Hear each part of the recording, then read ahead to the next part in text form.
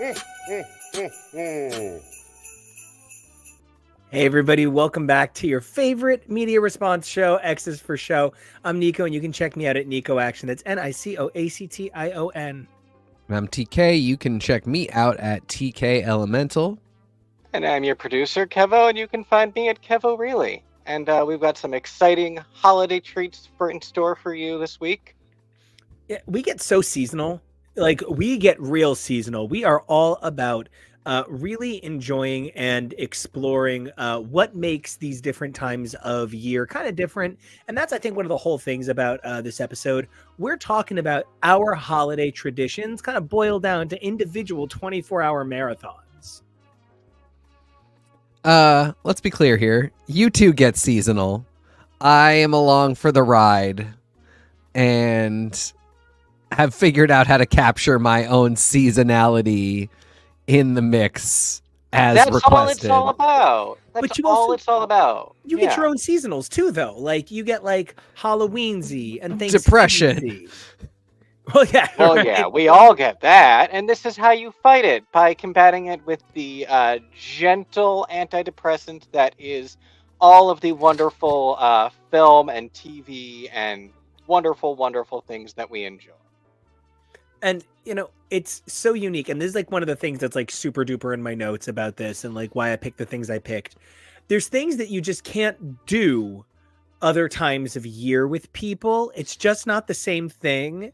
Like, if you go up to one of your friends and you're like, hey, you want to drink some milk with some alcohol in it and sit around a piano and an indoor fire and just sing, they'd kind of be like, that's awful. I can't imagine doing that with anyone.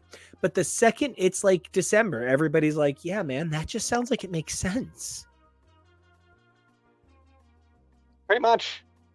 And that's sort of the nature of seasonal, I guess, seasonal programming too, in a lot of ways. You can get away with but the power of his heart made it happen in December in a way that you simply. And I think you're a little frozen for me, and I can't tell if it's frozen for you too. You're back, okay. And I can't, it's very different for spooky things as well, because you can do spooky at different times of year that spooky doesn't feel stuck. But, the winter holiday season is very unique unto itself. And, I think part of it has to do with our generation having been raised on television media aimed at us. And this is something that we talk about occasionally in this program. But like, when we say we're the Nickelodeon generation, we're not being like LOL about it. It actually is that Nickelodeon wasn't an existing product that was nationally branded until roughly our age bracket. And while a lot of the programming was secondhand purchased, right? A lot of it was very much targeted at creating certain intrinsic feelings within us. And some of that has to do with, like, you couldn't walk through a JCPenney without going to pick up a copy of Spider-Man Maximum Carnage. You know what I mean?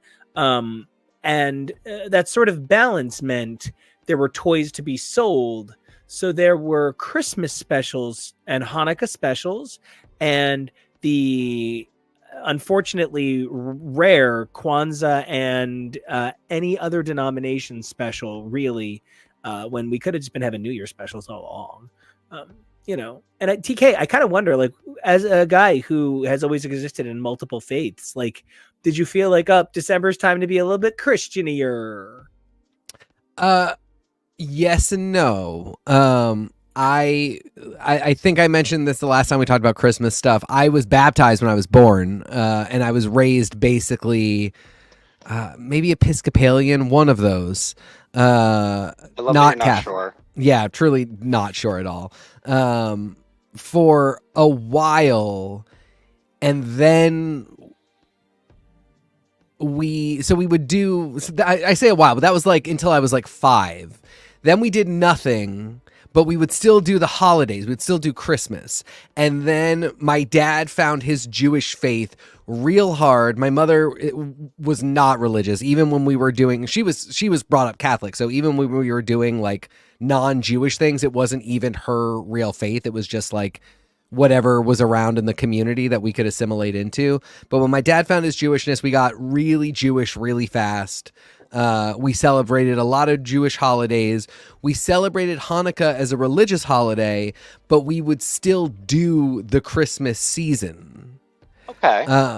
Can I just say that the picture you painted for me of your father on the show, at least, is that he goes to, I believe it's called Midlife Shalom Temple on the corner of East Street and Disappointment Avenue. Yeah, yes, that the Get Bruce on. Springsteen reference, super important. Midlife crisis, very important. The man is getting into his 80s, and he's been on the same one since 40. So, but yeah, I'll be so lucky. truly, just the thing that's really kept it going is just a lot of money. So if you want to just keep the good times rolling as a sad heterosexual man, just make that dough, honey. But yeah, somewhere in the middle of all that, he decided that he was really into his Jewish faith. But like not at all the faith part, because my dad has no soul. And so the like big concepts of religion, like what is the meaning of life? What is God? Like, what are we here to do? Those things mean nothing to him. This is going to turn into an anti-Zionist rant really fast, which I've got. And you should find me at TK Elemental if you want to hear it, but I'm not going to do it on the show right now. Point being, I adapted to my Jewish faith very early and lovingly and weirdly, because I did not really like the community very much, but I really grew to like a lot of the traditions. Something always felt off about Hanukkah to me, and it wasn't until I was a little bit older, early teens, that I realized Hanukkah is not Jewish Christmas, which is something I've mentioned on the show before. It is not our equivalent holiday. Holidays are different for everybody. There doesn't need to be an equivalent one. And so we kind of just kept celebrating the season. And Nico, as you said, I think a big part of it is like I grew up on the media of the season. Millennials were the kids that grew into demographic programming. The reason why it is such a big deal for us is exactly as you said. Like Nickelodeon is a great example, but back in the day, especially when cable wasn't really a thing at all, the three networks would maybe have a couple of hours a week for Saturday morning cartoons and a few other things that were for kids. TGIF. That was our time, and we would fight anyone who would take it from us. But even then, TGIF is family programming too. It has to be like minorly tolerable to adults as well. Okay, but that gave us Reginald VelJohnson, who's on my list. It gave us Thelma Hopkins, who is only not on my list because it's not called Tie a Christmas Ribbon.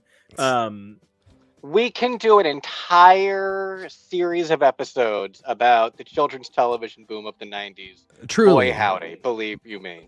But then, you had things like The Simpsons, the Simpsons holiday specials from Halloween to Christmas, I think, defined us all. And they have enough Christmas episodes by now that you could do a whole Simpsons Christmas advent calendar of Christmas episodes of The Simpsons. 100%. And other long-running shows of the time that just would, we would accumulate all of these references, and some of mine are those. They are shows that were really kind of young person directed and specific that really spoke to me. Even though by the time I was really watching all of those, I was not effectively in any way religiously celebrating Christmas. I wasn't really religiously celebrating any holidays, and I was kind of not like celebrating the holidays that much. It was just like the season that you went into.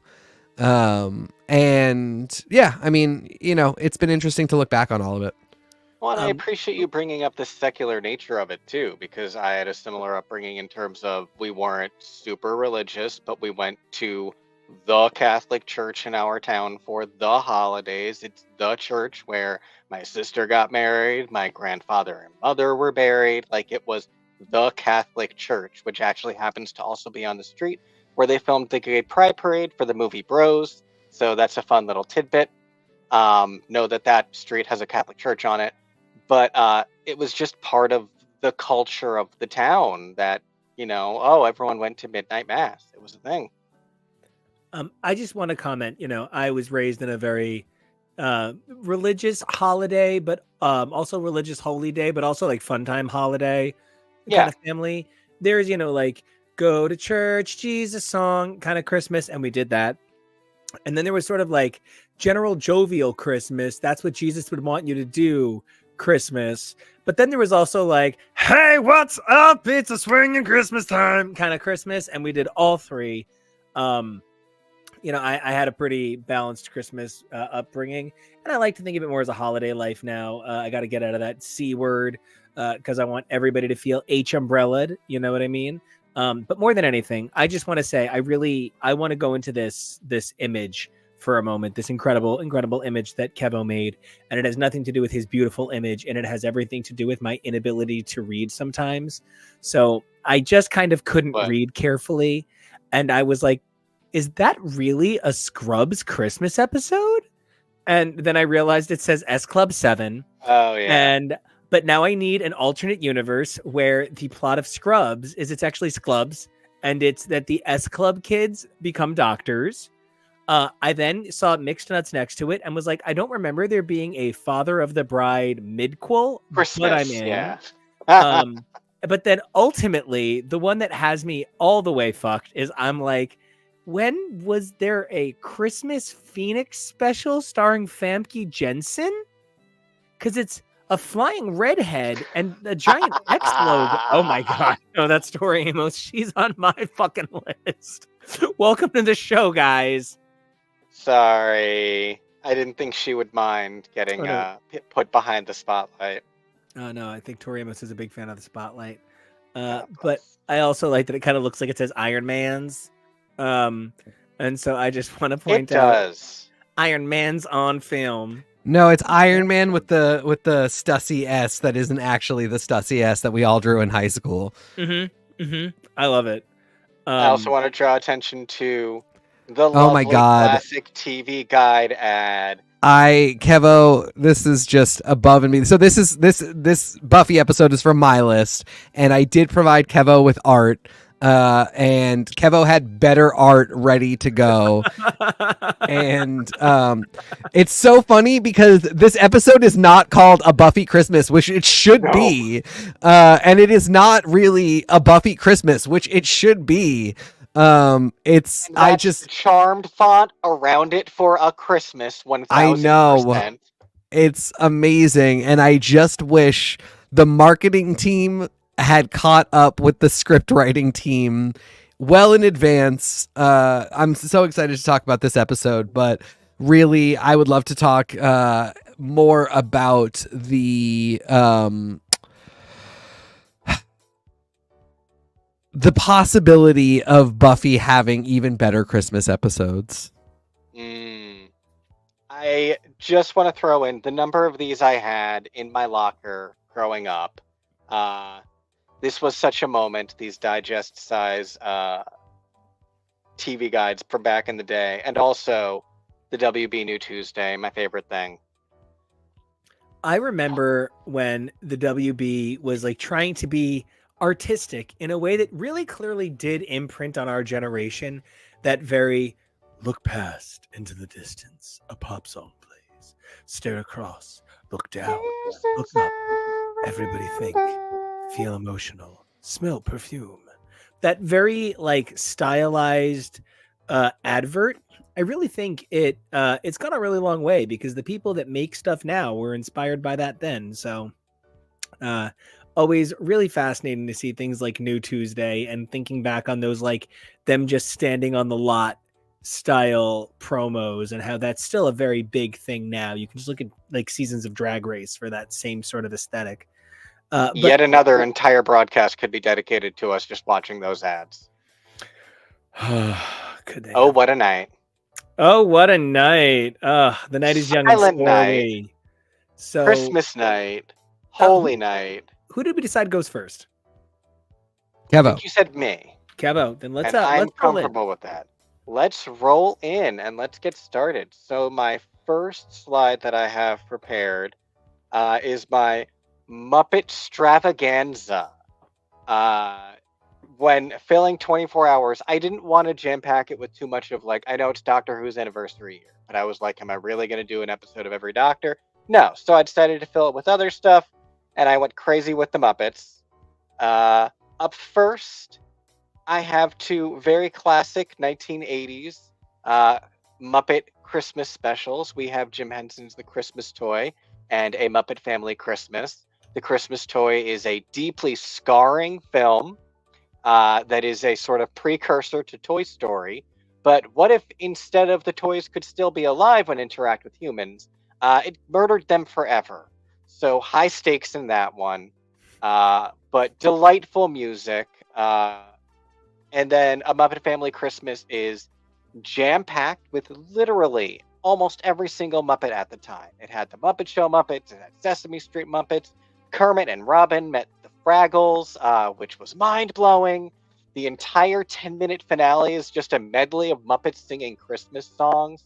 I mean, where can you go? You go wrong with that, really. We were a little bit too young when these came out, but did either of you, do you have any experience with these 80s, the horror that is the Christmas Toy, the joy that is Muppet Family Christmas? You know, the Christmas Toy and I had a really complicated relationship.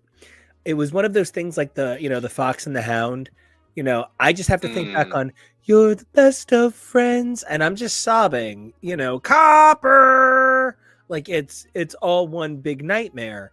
And the Christmas Toy goes on that list of early childhood films that really, fucked me up in a bad way.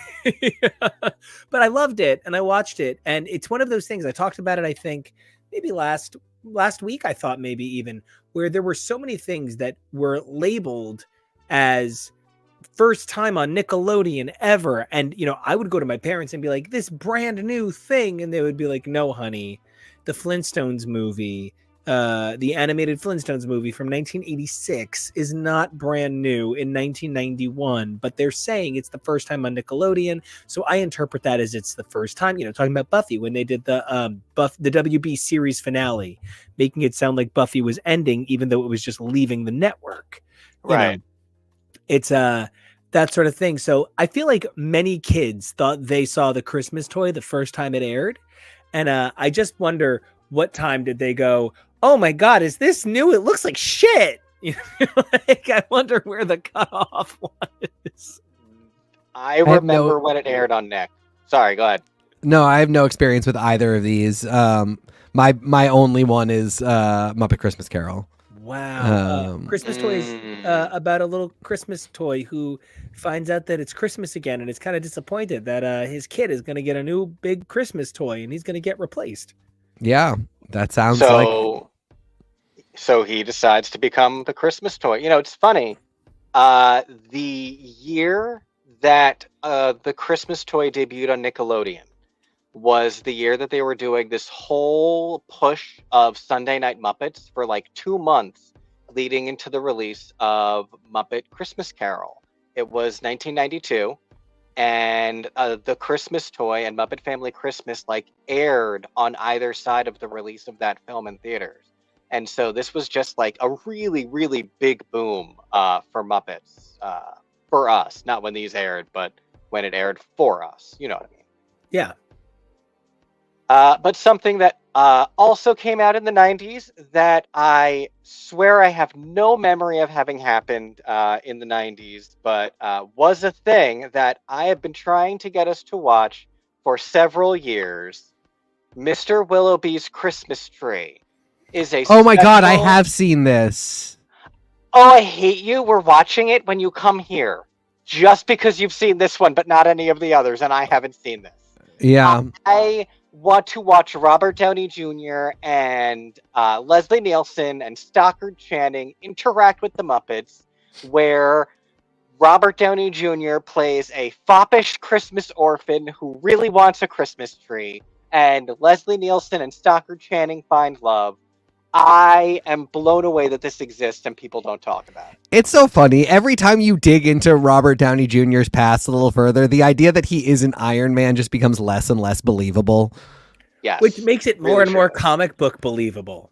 Exactly. Also, am I wrong, or is there a scene where Abby Bartlett interacts with a Muppet? Oh, there's tons. They all interact with all different Muppets. Yeah. Yeah.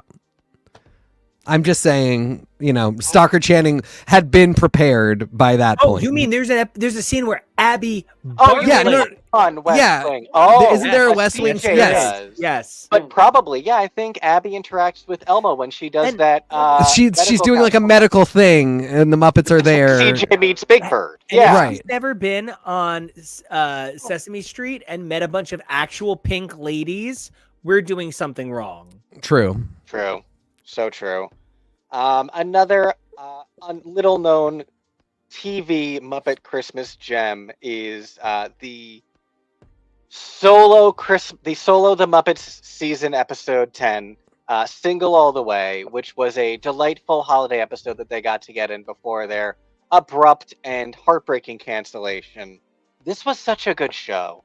It really it was was. And I mean, TK, you are Uncle Deadly. It like I literally. don't think that's a good thing. I'm like looking at this and I'm like, oh look, there's JoJo. He's Scooter. There's me. It's Fozzie in a Santa beard. There's Kevo. He's Gonzo. And there's TK. He's Uncle Deadly. Okay. I'm sure we're all portmanteaus of the Oh, different for sure. Muppets. You don't think you're the sassy, fabulous gay Muppet? I don't know that that's exactly how one would Those- describe Uncle no. Deadly. Oh, it's how I describe him. Now, it's Yeah. how we Miss describe Joe? him now. Yeah, no, they turned him into straight up like repressed librarian Carson Kressley, and I love it. Yeah. He's the other half of Vincent Price now. So here we are. These are all bad descriptions that I don't want of me. Repressed librarian Carson Kressley. Okay, what about Cole's centric Ross Matthews? Wow. I do like that he is vaguely dragon-esque. Yeah, Yeah. That I enjoy. Anyway. And we didn't say you're this guy. So it's Yeah, fine. which, with this hair. In the bottom, yeah. good. That Muppet series was really fantastic. It should have lasted longer. And I wish that Electric Mayhem had been like a spin-off of it. yeah. Like that had been the status quo forever, that they were still doing that show. They didn't have to show it, but they would be like, the Electric Mayhem left the show to go do their, and then you would know where everybody was. Anyway, Muppets are great. I agree. Muppet Christmas movie. Do your thing. And just Muppets Letters to Santa is another fucking banger. Well, yeah, no, and Teak, I don't know if you are aware of this Jane Krakowski Muppet special. Jane where- Krakowski is featuring big in this episode, in our episode, because I've got Yeah. not one, Yes. not two, but 3 Jane Krakowski appearances in mine. I have at least one other, and Nico has at least one. So Jane Krakowski Movie. is Christmas. The movie. Yes. Christmas Past. Yes. So this is her daughter, I think, or maybe just her neighbor, and they need to get this girl's letter to Santa. It's really kind of dumb, but it's just fun, and it's really amazing how many of these celebrities will be in all of these things. Whoopi Goldberg is in this movie, and she's in this movie as God. You're working out with Whoopi. And David Arquette plays an angel who needs to help the Muppets save the Muppet Theater from the evil Joan Cusack. And it features this Moulin Scrooge Christmas number. And the weirdest part of this thing for me, so, we were like weirdos in high school. We were like weebs without the anime. Weebs for Buffy, basically. And so we thought one dumb thing that we did was we somehow ended up calling ginger ale green root beer because we're weirdos. And that's what they call the absinthe in this special. Instead of it's the absinthe, and he drinks that in the Green Fairy, and he goes to the Moulin Rouge. It's green root beer. And we were like, how? Who would come up with that? But yeah. TK, would it make you feel a little bit better if I said you're also a little bit New Zealand? Just keep going. Well, you do fillet a mean fish. And then the last corner on my Muppet extravaganza is almost 40 years apart. Two absolutely fantastic Fraggle Rock Christmas episodes. I cannot tell enough people enough times how amazing it is to have Fraggle Rock back. It's another one that stopped airing in its entirety before we were born. But I had a tape of like 13 episodes recorded off of TNT of all things, because even TNT was trying to have a children's programming block at one point. And my dad recorded a whole bunch of Fraggle Rock that I grew up on. And I discovered more episodes by getting tapes off of VHS, off of eBay in high school because I'm a dork. And that's how I discovered the Bells of Fraggle Rock in high school. And to not only have a new season of Fraggle Rock, to have a Christmas special and a new season on the way as well. This is such a delightful time. This was always one of my favorite Muppet properties. Tori never heard of it. So it's crazy the things that people do and don't know of pop culture. Crazy. But this is mine, and I am super stoked to share Fraggles. I love Fraggles. And I think it's really funny that like I can't think of the guy who's Don't Blong, but was also one of the guys in The Usual Suspects. He was in Usual Suspects? He's one of the five. I thought maybe I'm losing I my mind. believe you. Don't Blong from Yeah. I always think Wembley looks like him. I think that B. Arthur looks like Moki Fraggle. I think that Cree Summer looks like Red. Kevin Pollak. Kevin Pollak, thank you. Yeah, I think love Kevin him. Pollak looks like Wembley at all times since I'm like a little Kevin kid. Pollak. Kevin Yeah. Pollak. He doesn't know how to say my name. Oh gosh. Well, we won't spend long on this, but No. I just love that the Fraggles are so not to question Tori's Muppet authenticity, but I do think that they are very recognizable pop culture icons, and I just think that the fact that they have Christmas specials is a Gorg-sized way to keep them kind of involved in the cultural zeitgeist for multiple reasons, not just being a Muppet offshoot, but like you said, Kevo, this is part of your Christmas tradition. And you know what? Yeah, for someone who's so obsessed with Muppet Babies, yeah, it's very odd that Tori's never heard of Fraggles. When she watches this, please know that there are Muppet Baby Christmas episodes, including a mitzvah for Miss Nanny, because Miss Nanny in New Muppet Babies is Jewish, voiced by Jenny Slate. So they have a Hanukkah episode for Miss Nanny. Yes, mommy. Yes, mommy. Mm. And Parlin native Dule Hill plays Mr. Nanny, who is the substitute nanny. Yeah, Dule Hill is on that list of people who I don't care the project. It's automatically brilliant. I automatically love it. I think it's a great decision, and I only wish it good things. He's not just because he's from Sayreville, but that he held his own in those scenes where he had to act opposite. If I can call you Charlie. Oh my god, I know. Just I love Dule Hill. So let me skip over the sitcoms for now and instead go and continue with the lighter, more playful, maybe even action adventure Christmas fare. We start over here with something that's tangential to Muppets, but technically is not. Christmas at Eureka's Castle. The Eureka's Castle specials imprinted hugely on me. Don't Touch That Box aired on our wedding anniversary, 1991 even. So same. Our forward anniversary. Okay. Yeah, yeah, exactly. Them, oh yeah. us, they, we. Yuri 123.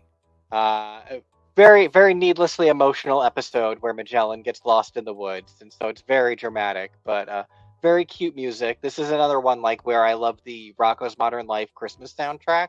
A lot of the songs from this are my more random holiday songs. Whereas now I have over here the Toy Story That Time Forgot. We have not watched this one yet, but I had Toy Story of Terror on my Halloween list, and so I wanted to provide some symmetry there. It's Toy Story, so it's something that I want to be part of my 24-hour marathon this year. So I'm excited to finally check it out. Before We're you move on, constantly getting new. but No, I'm saying we're constantly getting new content. So before you move on from Eureka, if you could just zoom in on her, there's just something I want to point out. Eureka doesn't get enough credit for being the inspiration for Natasha Lyonne's bangs. And I just feel like that's the real Christmas gift that keeps on giving. you're laughing, but we're gonna watch this and look at what she's wearing. She's wearing a Christmas capelet, a beautiful red with white fur-lined shawl, making her look like Zsa Zsa Gabor. That is so you. Listen, Batfink, you cockroach. This is my castle. I do the magic. Hey, Bentley, enough with the spiders already. It's enough. Batley. Thank you. That was his fucking name. No, she can call him Batfink. It's fine. He's Batfink. Bum Um, bum. So yeah, no, I dig this. I really love the kid stuff you're digging into. I love a lot of the other stuff on this list a lot as well. So I'm very pro this list. Teak, was Eureka before or after your time? No, Eureka was very much in my time. I just don't remember the Christmas special. Maybe we'll have to watch that too. I'm excited. I feel a little maybe gypped that nobody. Oh, We don't use that word. ever again. I'm so sorry. I feel maybe a little Cheated. stolen from that. Eureka's Castle, a show that actually could have kind of, by virtue of it's this magical land, could have maybe had a little bit more of an attempt to respect maybe a few more cultures. Not like coming for Eureka's Castle in any way, but that's the sort of thing that now something like Eureka's Castle that dealt with like magic and non-human creatures would say, well, we have traditions where we're from that are nothing like this. There are many traditions on Earth that are, like these ones, and then would go into a few more traditions, I think. So it's a little loss out here. Well, it was mostly written by R.L. Stein, so what are you going to do? Yeah, that's real. So Power Rangers has a lot of Christmas episodes. The bangerest, I would probably say, if you're looking for one that is the Mighty Morphins, would probably be the season 3 one. Don't watch Alpha's Magical Christmas. It is a nightmare. It is mostly Alpha 5 singing with children, and the Power Rangers show up for one song, and that's it. It's basically the episode of Lego Masters we got this week. It's 3 Rangers that show up, and one of them has no business singing, and it's not Kimberly. So instead, I thought it would be kind of fun to have the ones that aired the same television season. This also has an absolutely terrible song in a Power Rangers episode. The moment that is supposed to be the heartwarming, uplifting, we were fighting because of an evil spell, and now we're friends again because a child is singing a beautiful song to us. It would make me more angry. I would hunt the child down. It was not good. But it's very funny, and they do really try to incorporate a lot of different cultures. They even have Catherine incorporating Christmas traditions from Australia. They even invented a Jewish friend named Raymond so that they could have Hanukkah included. Not just for this episode. He's in another episode. So, why didn't Heinz Saban just come out and be like, why wasn't Ernie just Jewish? Ernie's been in the whole series, and we've been given no indication that he has any background that would be conflicting with him being Jewish. I don't know. I'm Ernie, and I'm actually a devout atheist. I extremely believe in just literally nothing. But Rocky teaches us about Mexico, and Adam teaches us about Korea, so it's really cool. And then I didn't watch the Beetleborgs. I just really like Beetleborgs. Same.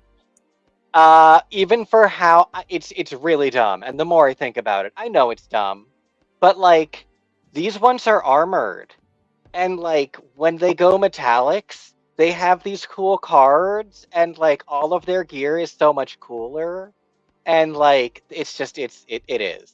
And I was Jay Leno taught them to use their powers, so he did. I was explaining the premise of this to Tori, where it's that a bunch of kids go into a haunted mansion and free a ghost from a pipe organ, and he gives them one wish, and the wish they take is to become superheroes. And when you say it out loud, but really the whole point of this show was the fact that these kids were actual, like, tweens. They were 12 and 13 years old, because at this point of Power Rangers, these were grown adults. In fact, even by season 1, Jason was 18, but he was a man. He was not playing a child, and that was not really something that you could relate to as a child. It's why they introduced Justin and Turbo. I think it's really cool that both members of Extreme are standing between Rocky and Ernie. Oh my god. More than words. More than words. This is one of the things, and like I made that joke specifically to highlight exactly what you're saying. They look like grown-ass adults. Yeah. With Beetleborgs, I make the joke that it was gay Jay Leno. Flabber was this over-the-top caricature. But one of the things that the Beetleborgs did actually offer was exactly what you're saying, like a lot more childlikeness, something that even though we all love Rangers, the Rangers always feel like they're talking not down to in a negative way, but they're talking to their little buddies. And the Beetleborgs were your equal.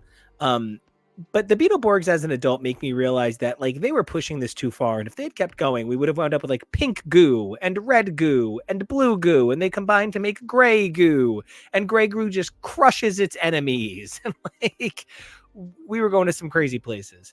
But I genuinely love that you have Beetleborgs on here, because I think Beetleborgs really did represent an identity that they were trying to craft for children's programming. That, silly as it sounds, please don't get me wrong, but number one, there was a moral, there was an identity that the kids had to do this positive thing, right?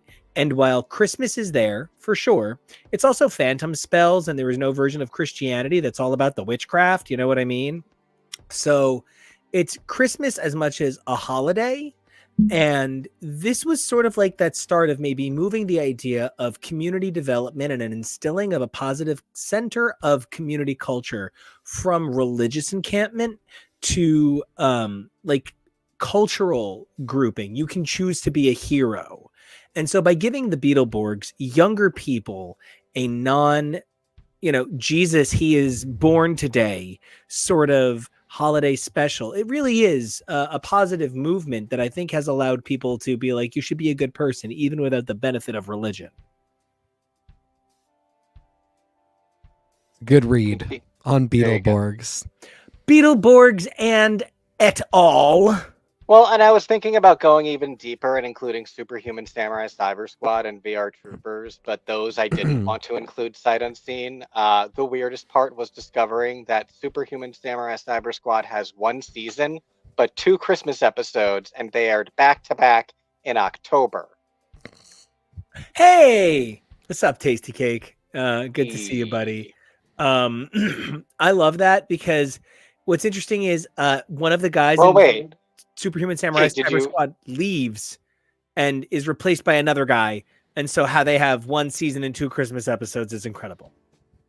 I wanted to say first, if you have anything, because you haven't gotten a moment yet. No, not on these 2 in particular. I'd given up by Zeo. Or by Zeo Christmas I had, because I remember Zeo starting. Particularly because I was like, shapes! But then I wasn't as impressed with shapes. And crystals. I was also impressed with crystals. But yes, yeah. And then I vaguely remember Christmas Bells and Phantom Spells just because it's a great rhyme for a title. But yeah, no, not much on these. Well, and this going from this corner to the bottom left really ties into what Nico was saying. Apparently, this Phineas and Ferb Christmas special is like one that is very lauded for having that same, positive moral. I was going to say this area feels more like actually doing that work that you're talking about, Nico. Yeah. This actually is not my favorite of the Phineas and Ferb Christmas episodes. 1/2 of one episode is them doing a Christmas special in summertime, and Kelly Clarkson is a guest. Yeah. and I love that one. This one has Big Bad Voodoo Daddies, which is not as exciting unless it's 1997. How dare Um, you? well, am I wrong? It's a No, great you're not. song though. No, you're not wrong. It's they have a great soundtrack. I love that one of the gimmicks of their Christmas thing here is that Doofenshmirtz doesn't hate Christmas, but he feels like he should be doing evil, right? You I know better guess than I'm gonna platypus. I guess I'm gonna do evil. No? Okay. Do you want to do your doof? Go ahead. No, I mean that's it. That's the hope. You know better than platypus. You know, Mm, he just Doofenshmirtz is the perfect villain. Doof is basically what if Doctor Doom was incapable of getting out of his own way. He's just adorable. He really could yeah. destroy the world a billion times over with his innators, but he doesn't. And I Uh, just his relationship with Perry is as important as Phineas, Ferb, and Candace, which is one of the reasons that they are such a central focus of so much spin-off material. And the idea that a Phineas and Ferb Christmas special is essentially, because if you ever watch it, it is pure meta.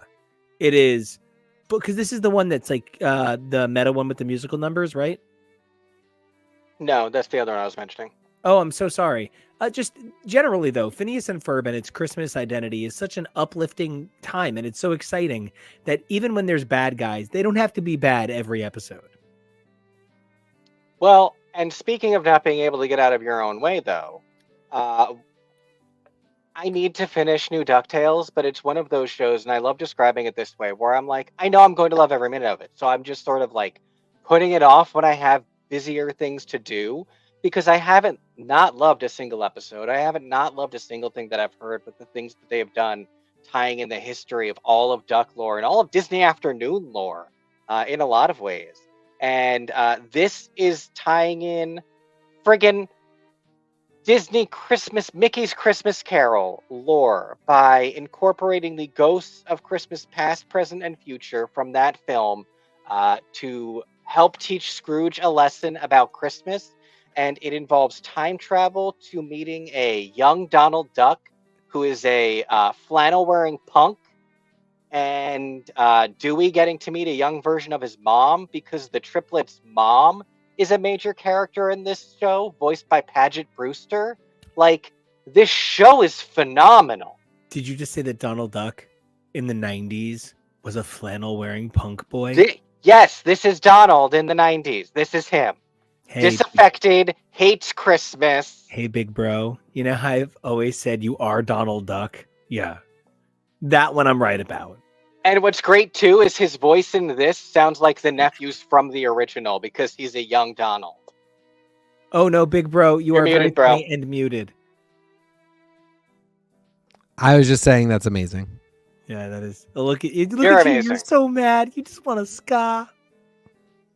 It's time to I love him. skank, bro.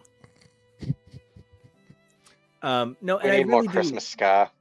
I am Oh, the guy- believe me, I have plenty. And there's gotta be some Launchpad. amazing, real big fish Christmas numbers. Launchpad, Jewish. There Oh. you go. Oh, that's super hot. I don't know why that's so hot. Oh, Launchpad is like the hottest cartoon character ever. Man, I'm so glad I said that on air. I think the thing about new DuckTales that's so exciting is like as a guy who champions Duck lore and the complexities of Duck comics and the amazing lore that has been put forth in the bigger picture of Disney in the last 10 years with building in things like I don't know that Illusion Island is gonna wind up like the biggest piece of Disney canon ever, but between things like that and Runaway Railroad in the theme parks, they're making such moves to incorporate this beautiful rubber hose updated style, and I think it's really creating a world where these things feel a bit more timeless. The 80s stuff is fun, but it feels chonky and dated the minute you watch it. So taking the time to continue to incorporate things like Christmas specials into DuckTales and tying in classic Disney stuff, I super love that. That's my speed, bruh. And yes, Tasty Cake, I cried during the giggle It's like actually the first episode we watched with my famously hot older boyfriend Rich. He's brought up a lot, but he watched the episode with us, and I was like crying in front of him. But like it was so good, I had to. It was so good, so I can't wait. That'll be tomorrow. I cannot believe you watched it with Rich. I had no idea. Yeah, I was like, we're gonna watch Doctor Who. He was like, oh, can I join? And I was like, absolutely. You can't be weird Can't about say it. anything. Just can't No, be he weird was about really it good. because it's He was like really good. He was asking questions and invade. So that's a really good sign that like a guy like Rich, who has very like action and also cerebral. So this all started when their plane crashed. Jane Krakowski. Great. I met J.J. Abrams, and he told me it was all the dog's dream. I just keep waiting for Jane Krakowski's The Notebook audition tape to leak, a la Britney Spears, and her being like, "Yes, I can play 17." Since Taste brought up Doctor Who, I'll go to my bottom right corner of this slide because I was going to potentially include multiple Doctor episodes. Please, no one any spoilers because I don't think TK has seen today's episode. Yes, please, near. Fair, yes. This has been the title. These have been the promo images. Shooty's here. We knew he'd be here for Christmas, and he is. And just super stoked for this new era of Who. Honestly, I love the symmetry of him regenerating on Christmas and his first episode being a Christmas special, the way it was for David Tennant. I actually loved that. That was like, that was my first time watching Doctor Who, and that was my first regeneration. And we weirdly enough got to it at Christmas. We didn't start watching Invasion. Nine's first episode. Because that's called the pilot, and it's at Christmas in my head. Nine's first is not a Christmas one. It's got Olivia Colman. That's all I remember. I know it's Rose, but like I think in my head because she's working in a mall, it's at Christmas time. Yes, it's not. She's working in a mall. Terrible. And her sweater is kind of a really deep pink. Oh yeah. So you think it's red. Thank you. I cannot tell you how much that makes me feel better. Thank you for buying into my delusion. I'm so. It's gotta be students. Is it Christmas rhyme time in the dime? I am rhyming slang. So excited to have that energy back with this bitch. Yeah. She looks like she is very much going to have that Rose Tyler energy. And that I am so fucking bomb. But with better looks. Yeah, exactly. Rose Tyler with better looks. That jacket is lush. Really, truly. Rounding out this slide next to it, in this, I guess this whole bottom row here is Disney, isn't it? Shit. Holiday Magic Quest. If you like Disney parks, this is a really cute, fun thing where the stars of the Zombies movies go on scavenger hunts in the parks. I would recommend watching them backwards because the second one is not as good as the first one. Agreed. I worked in Disney's Hollywood Studios. Don't get me wrong. I would not end on Disney's Hollywood Studios. You end on Magic Kingdom. It's just facts. Wow. The second one also suffers from feeling a little bit more like it was produced separately. The first one is, you can see during pandemic times, so it was a lot easier to film in the parks. But the second one was a little bit more post-pandemic lockdown, at least. And so the cast is a little bit more filmed segmentedly. It's a lot more like, oh my gosh, they're just on this roller coaster because we need to produce 4 minutes of footage. So it's not that the second one isn't special, but in terms of what they offer, the second one feels a little bit more like a 90s sitcom take on Disney, and the first one feels like a special behind the scenes look at what a Disney park could be when no one else is there. The second one does have Bucky, though. So. Oh God, Bucky is one of the best things about the zombie movies. That. Which direction do I want to go? Let me go into. So I thought this was going to be like my teen dramas ish one because it's High School Musical and Glee and Crazy Ex-Girlfriend. Scrubs. But then I was like, oh, this is musicals. This is musical number shows. I guess I didn't even know myself. Yeah, feels like forever ago that you said Scrubs, doesn't it? It Uh, it does. It was like 21 hours ago. I was joking about your uh, marathon length. I know. Oh, okay. We're not even halfway done though, because you keep talking about everything so much because you're so smart and you love these things so much. You gave a really long dissertation about Beetleborgs You being the source sure of pain in the did. world. That's all.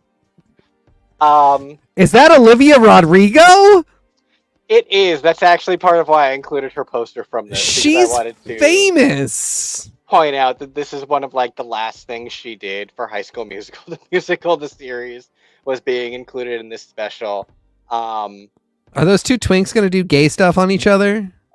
I wish no, they don't, but they go in a Hmm. pool. And this woman is amazing and points at cactuses a lot. Is anyone doing gay stuff on each other? Even ladies? Yes. No. Oh, those two? Oh, God. Gentlemen. Nothing is good enough for you. That's fine. Their glasses are just gonna get all tangled up. Yeah, there's that. But there's also over here for Jewish. So again, Shalom stereotypes. shalom. So both of them Jewish gingers. God bless. And so if you have ever been curious about High School Musical, the series, this is a really cute way to get to know the cast. They include a scene from the Christmas episode. I didn't want to include the Christmas episode because that one's, an episode of the show, and that one's a little bit more involved. I figured this is a cute way to see if this sort of Disney Channel pop fare is for you. An older version of that, and something that I feel is very fitting for this year after losing one of these members, is the Escapade Christmas special. I love their song "Perfect Christmas." I don't love Never Had a Dream Come True. Never cared for that song. Hated that it was their highest charting U.S. song, but it's in there too because it's also winter, I guess, because in the music video there's snow. But in this episode, Paul is hit by a car and gets amnesia. And what do we do? Will he ever remember? I think he will. And it also features a young Sam Page, which is someone we are a huge fan of on this show. So yeah. One sec.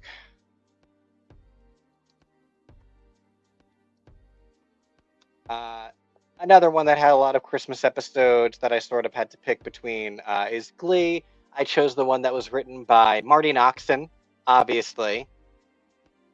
Yeah, big surprise. Also, the only episode to be directed by Matthew Morrison, I believe, which is really interesting. This one is in huge part sort of a classic Christmas special in black and white. Very fun, very goofy. Super enjoyable time. And then I wanted to provide symmetry with TK's Thanksgiving list, where he put on the Crazy Ex-Girlfriend Thanksgiving episode by including the Crazy Ex-Girlfriend Christmas episode. Definitely delightful one. It's so funny. I specifically was like, you can't do all the same ones. And so I did not choose this. I didn't do any West Wing Christmas episodes, but this is a really good one. All their seasonal episodes are all really good for understanding what the show is about without necessarily having to get too mired in what else the show is about, all the plot that the show is about. Yeah, okay, I get that. Nico, any notes on this slide? I mean, generally speaking, I think one of the things that musical shows have an obligation to do is to be Christmassy, or they're going to age poorly.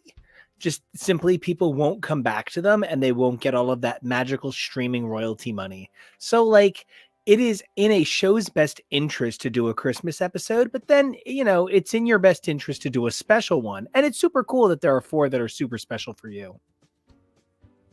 Thanks. Rounding out, because I don't do movies, I just do episodes of things. I had to do a delightful round of sitcom episodes. I tried to find mostly shows that have Christmas episodes that aired on or around December 10th. I didn't always choose the December 10th one, but I wanted to try and fit a theme. So every single show on this slide has an episode that airs on or around my birthday for Christmas. This one, I chose the different dates for this one because these two aired the same season, and I thought I love this Sabrina Christmas episode, and I thought it was pretty cool that the first Sabrina Christmas episode aired on Friday the 13th. That's perfect for Sabrina. Also, absolutely wild that this is the same year, because you really associate Family Matters with an earlier time, and Sabrina, like Family Matters is early 90s ABC, and Sabrina is late 90s UPN as it's transitioning into being like a WB. UPN. WB. Oh, no. Sorry. We didn't have WB. Clueless moved to UPN as well. As So did that was Roswell also- and Buffy. Right. yeah, so but there was a lot of weird stuff. But also, we did not have WB. All of our WB content had to be aired on our local UPN affiliate. Oh, wow. Also, a lot of people had that same situation for WGN. Yeah, and then we didn't have WGN at all. And then we got WB, and then 2 years later, yeah, like all my favorite stuff moved back over to UPN. But anyway, it's just wild to think about, because then it's funny because at this point, Family Matters has transitioned over into a much different show, and Yes. she's with Urkel, like the whole She's thing. with- This is when she's with Stefan Urkel. She ends Right. up with Urkel in the season where they moved to CBS. But yeah, this is the point at which Stefan Urkel is a separate physical being from right. Steve Urkel, and Laura's story is she has to choose between Stefan, who's off modeling in Paris, and another guy she's dating. Yeah. So they're trying to act like there's still real stories, but Yeah. she's dating a clone. Yep.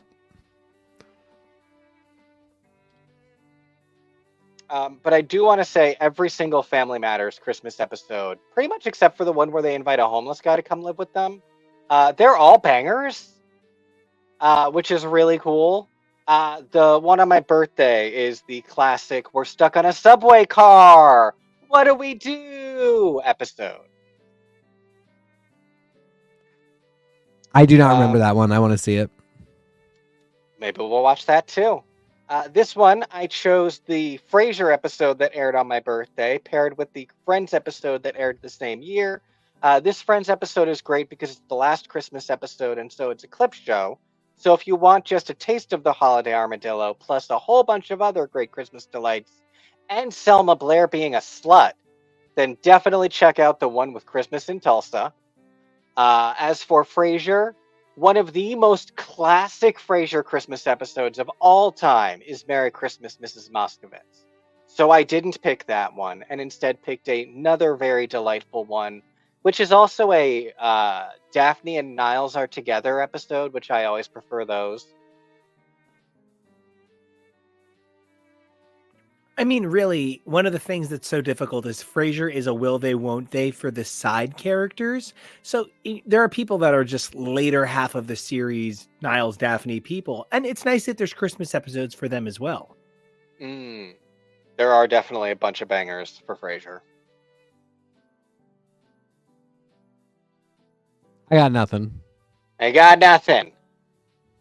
So this. So I got to corner- ask, before you get into these, did you Sure. have yours picked before I had mine picked? Not necessarily. Probably, actually. Okay. The community one. The community one. Well, so Community, and you've got a 30 Rock on there too. Yeah. Did you have that 30 Rock pick too? That one also. That one more no. I Okay. chose that one based around your 30 Rock picks. Okay. Well, thank you. But it was also because this was another one where there was a whole Christmas must-see TV block in 2009 on my birthday. But at the time, the only one of those shows that I watched was 30 Rock. Did not watch The Office anymore. Did not watch Parks yet. Did not watch Community yet. So this is the Parks and Community corner. This Parks one is so good because Yes. Christy Brinkley was the gift that made the latter half of Parks and Rec. Lucy Lawless. Christy Brinkley is Love Actually. No, Christy Brinkley is Jerry's wife. Oh my God, she's Jerry's wife. I've never gotten that that's Jerry's wife. That's literally. How are you doing this to me every holiday episode right now? This is you telling me James Brolin is Jeff's dad. I just thought she was some pretty lady. Oh Yeah, my! no, that's Christy It makes Brinkley. her, It's amazing because no, she's. and then but though Love Actually, that makes her introduction at Christmas even funnier because Yep, she was in Love Actually. Oh my God! yep. Oh my God, Christy Brinkley. And the fact that they are just like the sweetest family and nobody Yes. understands it. It's such a good joke. And like, it's played so well because them being mean to Jerry stopped really being funny. And it just wasn't funny, but then they couldn't not do it because I couldn't trust any of them to write like, hey, maybe we stop. And so the idea that it doesn't faze him at all because he has literally the greatest life in the world and his family isn't fazed by it either because they love themselves and each other and him. And it's just so funny because then they keep getting to be mean to him and being totally bewildered by him. And you as the audience are like, I fucking hate these people. But you also love them because they have their own life. You just never would want to be a part of it. You would never want to sit at their table singing eggs, bacon, and toast. God. But it's so good. It's so good.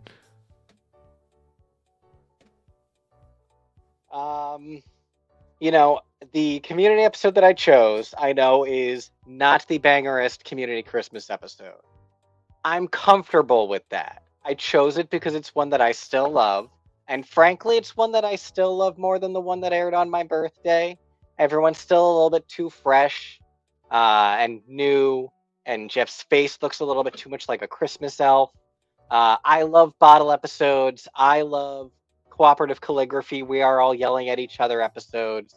And so this one to me, I like its placement where it is the last one. If it was a tape of the 4 Christmas episodes, this one would be at the end. And on a classic VHS tape like that, that's usually where you're winding down. You want that to be the one that's not, the bangerist. You want it to be a nice soft landing. And so I just really enjoy the comedy of this one. It would be inexplicably labeled a bonus episode on the DVD for no reason. Yes. I get that. Probably because it aired in April. And then I have in this corner my 30 Rock episode, which is the one that actually aired on my birthday that year. For Cheyenne Jackson, if nothing else. And then for if something else, Julianne Moore, obviously. Paired with the Modern Family is another one that has just Christmas episode after Christmas episode are bangers. But this one was my favorite. It's always been my favorite. This was the first one after we got married. And I just felt like this one really portrayed the family coming together really beautifully. The teaser is one of my favorite, funniest teasers where all of them are reacting to the holiday newsletter from Mitch and Claire's mom, Dee Dee, and the fact that she can own that scene without being in it is just masterful on Shelley Long's part.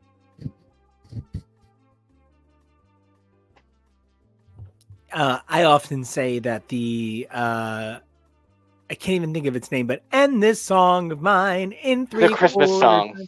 It is so perfect, and it is so magical, and it's so 30 Rock. Should I go to my last one? Finally set us free. So this one's a little bit more chaotic. I wanted to include a Superstore. The one that I liked the most was the season 3 one because it involves America Ferrera being a lot of fun. And I think more people need to see that in the world. The New Girl episode that I chose was LA Xmas because I really, really, really loved the era where the cast was the 6 of them. The fact that they brought Damon Wayans Jr. back after Happy Endings failed was just so cool, so funny, and really helped affirm the fact that Winston and Coach were not the same characters. And it was probably my favorite era of New Girl. Very tangential from those types of shows. I included the first Christmas episode of Girl Meets World because it's the first appearance of Sean. I think this is an episode where if you've ever been curious about the program, this is a good introduction to the show as a concept, and it's a good thing to draw in someone who might have liked the classic to see a legacy character make an appearance. And then down here, I really couldn't decide whether or not I wanted to include the Golden Girls episode, which is such a classic, or Golden Palace, because Golden Palace is still such an unknown entity, and so many people need to give Golden Palace a chance. Don Cheadle and Cheech Marin playing against 3 of the 4 Golden Girls. You really can't go wrong there, obviously. And then kind of the same thing here. I could not pick a single news radio Christmas because all 3 are absolute bangers. Take your pick if you can find them, because I'm not even sure where it's streaming. Probably Freevee.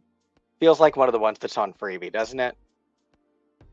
I feel like there has to be some sort of radio broadcast equivalent of news radio out in the ether that's some sort of like actual free streaming service that carries it as like a public service at this point.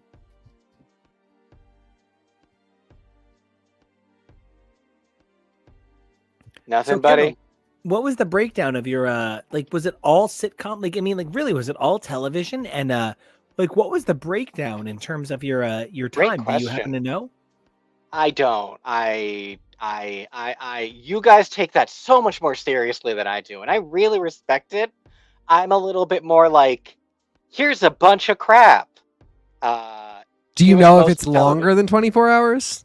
I believe it's, if anything, shorter. I believe I Okay. fell short, and I believe I did that on purpose, which is why I included, like, pick a news radio episode. Like, I'm not saying all 3 are on my list. I'm saying you can pick any of them, because they're all bangers. I'm saying if you refuse to watch Golden Palace, this is the good Christmas episode, because the other Christmas episode is utterly depressing. But yeah, no, mine is mostly TV. It's a few movies, but it's mostly like that's a Muppet movie. I just love television, and I spend so much time collecting my little lists. I have so many more. Bewitched has Christmas episodes. What was that? Oh my God, Better With You. Remember Better With You? I need to find that again. That was a terrible sitcom. But yeah, mine was pretty much all TV. Well, I think it's a great list, and I really enjoyed it. TK, were there any new ones here for you from this list? There was so much new stuff on here for me. That's why I didn't have a lot to say about it, because so much of it I didn't know. Like some of it is stuff I was like aware of. S Club Christmas Special, absolutely. But then like, you know, I guess I never thought about the fact that there's a Golden Palace Christmas episode. You know what I mean? Like, it's not surprising to me, but I've never seen it. And, you know, I was not aware of it. It was not on my Christmas list. And then, you know, a bunch of the kids ones, you know, Phineas and Ferb, again, I've assumed there was a Christmas episode because I know it's a long running show, but not one that I've ever seen. So yeah, there was a lot on there that I was like, making note of. I definitely have to watch that DuckTales one. I am eventually going to. It's not even convincing because I'm sure something he'll just want to do. But we'll eventually cover a ton of duck lore because Yeah. it is Oh, so yeah. fascinating. Yeah. I will say I did not know about Holiday Magic Quest, and you guys made me watch it last Christmas. We did. You were such a good sport, and I really appreciated that. It was weird. It was weird. That was all I was looking for. Even a weird. I accept It was weird. that. It was very well produced. It was just like, it was weird. Actually, it reminds me that I keep forgetting to make you guys watch the, and this isn't on my list and I don't know why, the Drag Race Christmas special. Because it is similarly a fake competition. Oh my God, that sounds like so much fun. Yeah. Maybe we'll cover it. Who knows? Yeah. Well, then that's got to go on our. Then that's got to go on our like our personal list. Then. Yeah. What do you think, Tiki? You ready? I'm ready. I got this. All right, folks. This isn't so much a Christmas list as it is a trip through the most important era of your life, because it's the most important era of mine. That's like the early 90s to the early 2000s. And we're starting off strong with what I feel is the greatest Christmas comedy ever committed to film.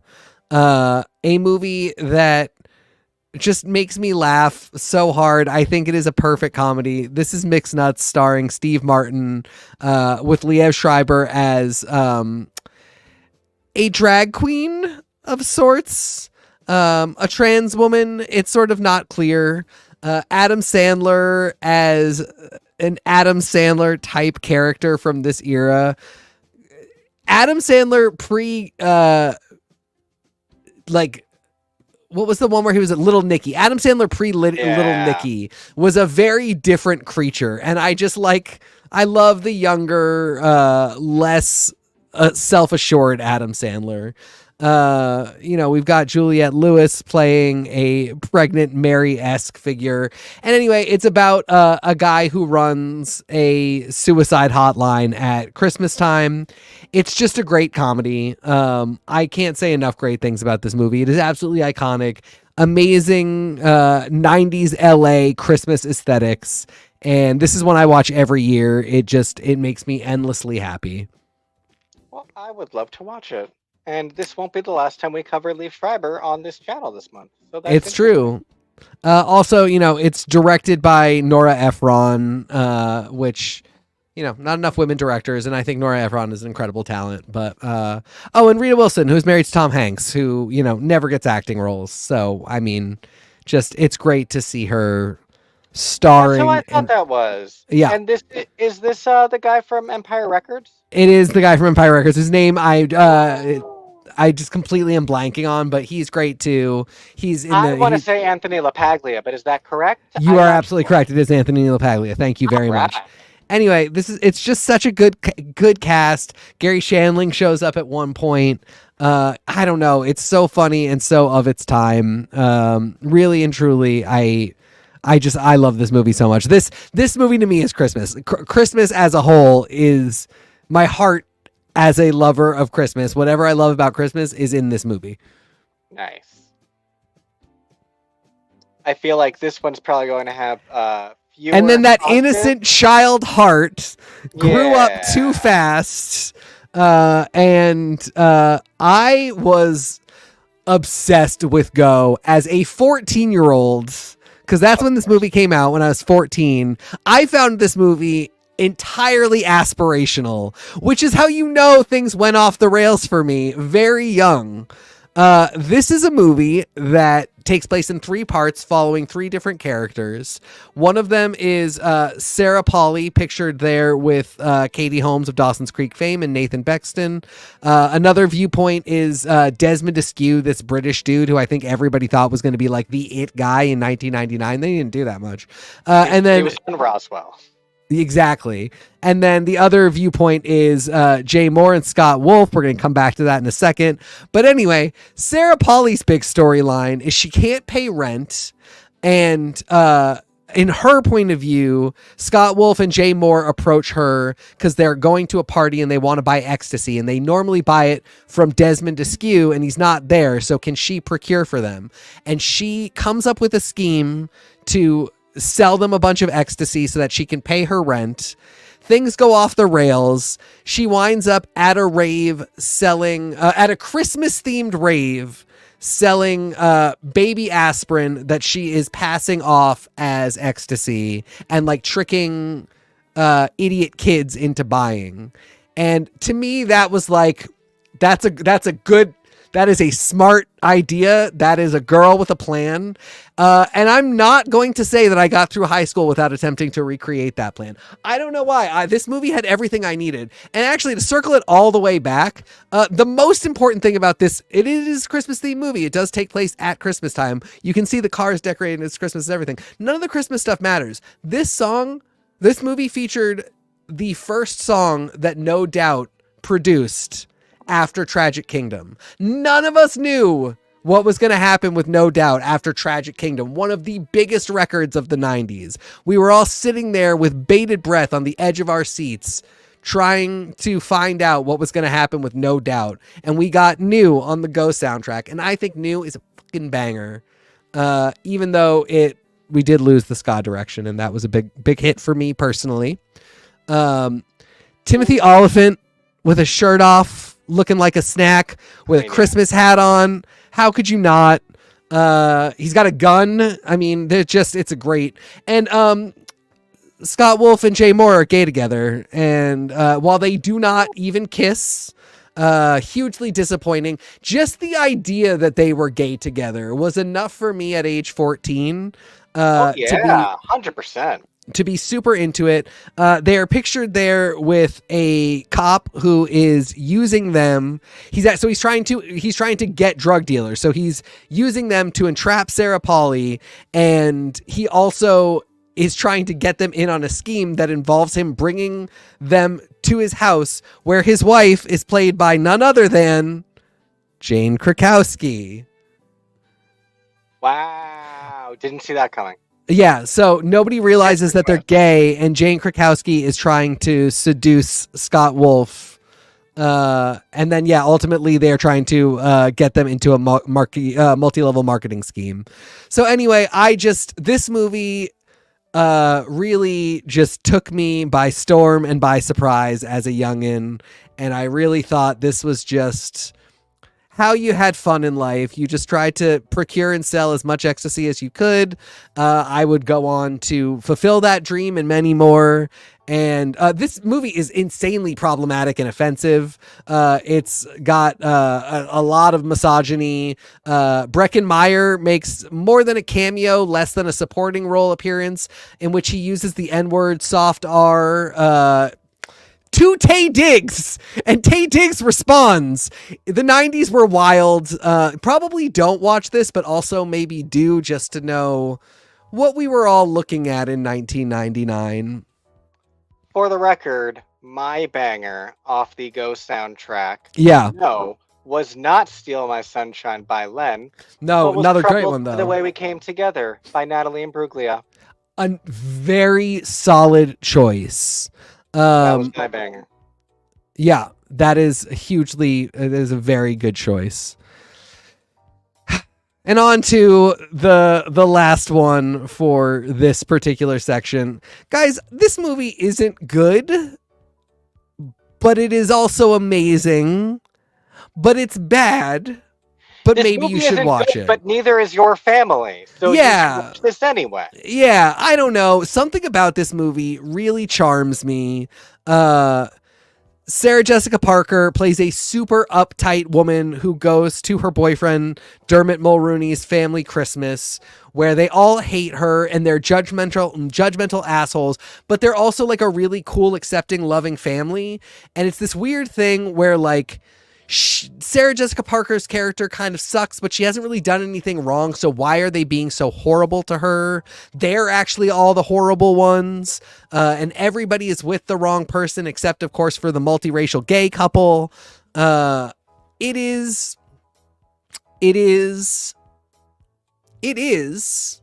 And you should be too.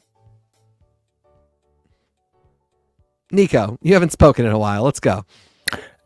I've spoken about how much I love The Family Stone on the show before. Great movie. I've already said everything I have to say about this movie. It's amazing. I was going to say the No Doubt New thing. Covered that, and I already hit my Father of the Bride Christmas midquel. So I really respect this 8 hours of Christmas-ish cinema. And every single one of these has a lot of Christmas in it. I will say that. There's no Die Hard. Yes, I specifically did not go with Die Hard, and we are going to get into the action movies in the next slide. Yeah, but he has his own Die Hard equivalent. So I really do, and I think it is both better and worse than Die Hard. But Family Stone, I don't know. It's just like it has one of those really like their house seems cozy at Christmas time. That's what I got. I get that. So if nobody has any more thoughts, we can take it over to slide 2. Yeah, I'm down. the action and adventure slide. So Right off the bat, go ahead.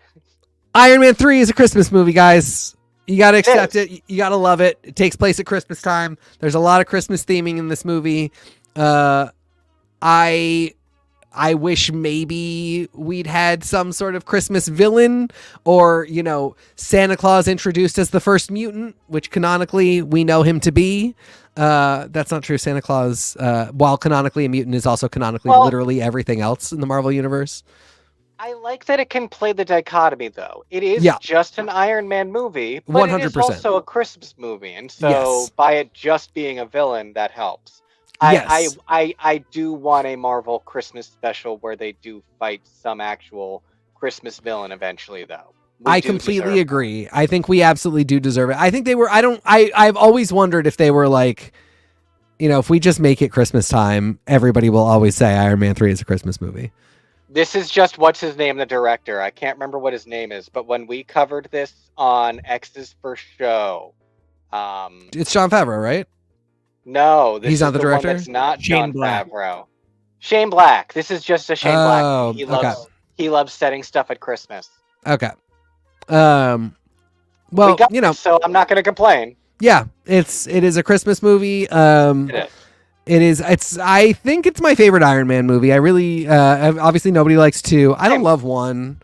I love this one. This one is like, it's a great movie that could have been one of the greatest movies ever made, not just of Marvel. But if we had just ditched Guy Pearce and let Rebecca Hall be the villain, or at least given Rebecca Hall a bigger role if we weren't going to let her be the villain, given her some armor, I really think we could have had something here. Yeah, I mean, I've also said that this to me translates really well as, like, I think Shang-Chi should essentially follow this exact model for its sequel, which is a book that Alyssa Wong has already written as an Infinity comic. And the only bummer thing about it is that there's a character who's a plant doctor who I think Rebecca Hall would make an amazing version of, but she's totally dead. So, not the actor, the character in the movie. So anyway, this is a Christmas movie, and it's one that you should watch at Christmas because it's got Robert Downey Jr., who's also another important Christmas figure we're deciding now. Yeah. Oh my God, we both have him on our list. I love that. Yeah. So we're watching both those this year. Yeah. Next up, this is, I mean, like, exact same commentary, different set of people. Batman Returns is a Christmas movie, takes place at Christmas. There's Max Schreck in front of the tree. There's Batman in front of some Christmassy stuff. Catwoman and the Penguin are not in front of Christmassy stuff. I just really thought it was important that they be pictured here. Batman is a Christmas movie. It's a Batman Returns is a Christmas movie. It's a fantastic Christmas movie. Gorgeous aesthetics, nonsense plot. Watch it just because Michelle Pfeiffer will turn you gay.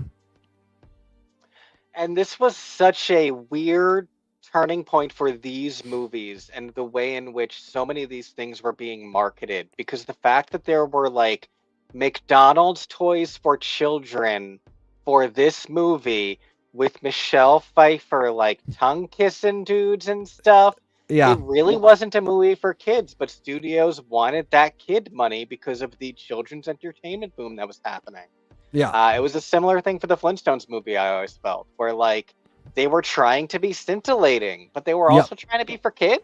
And it was just a really weird time.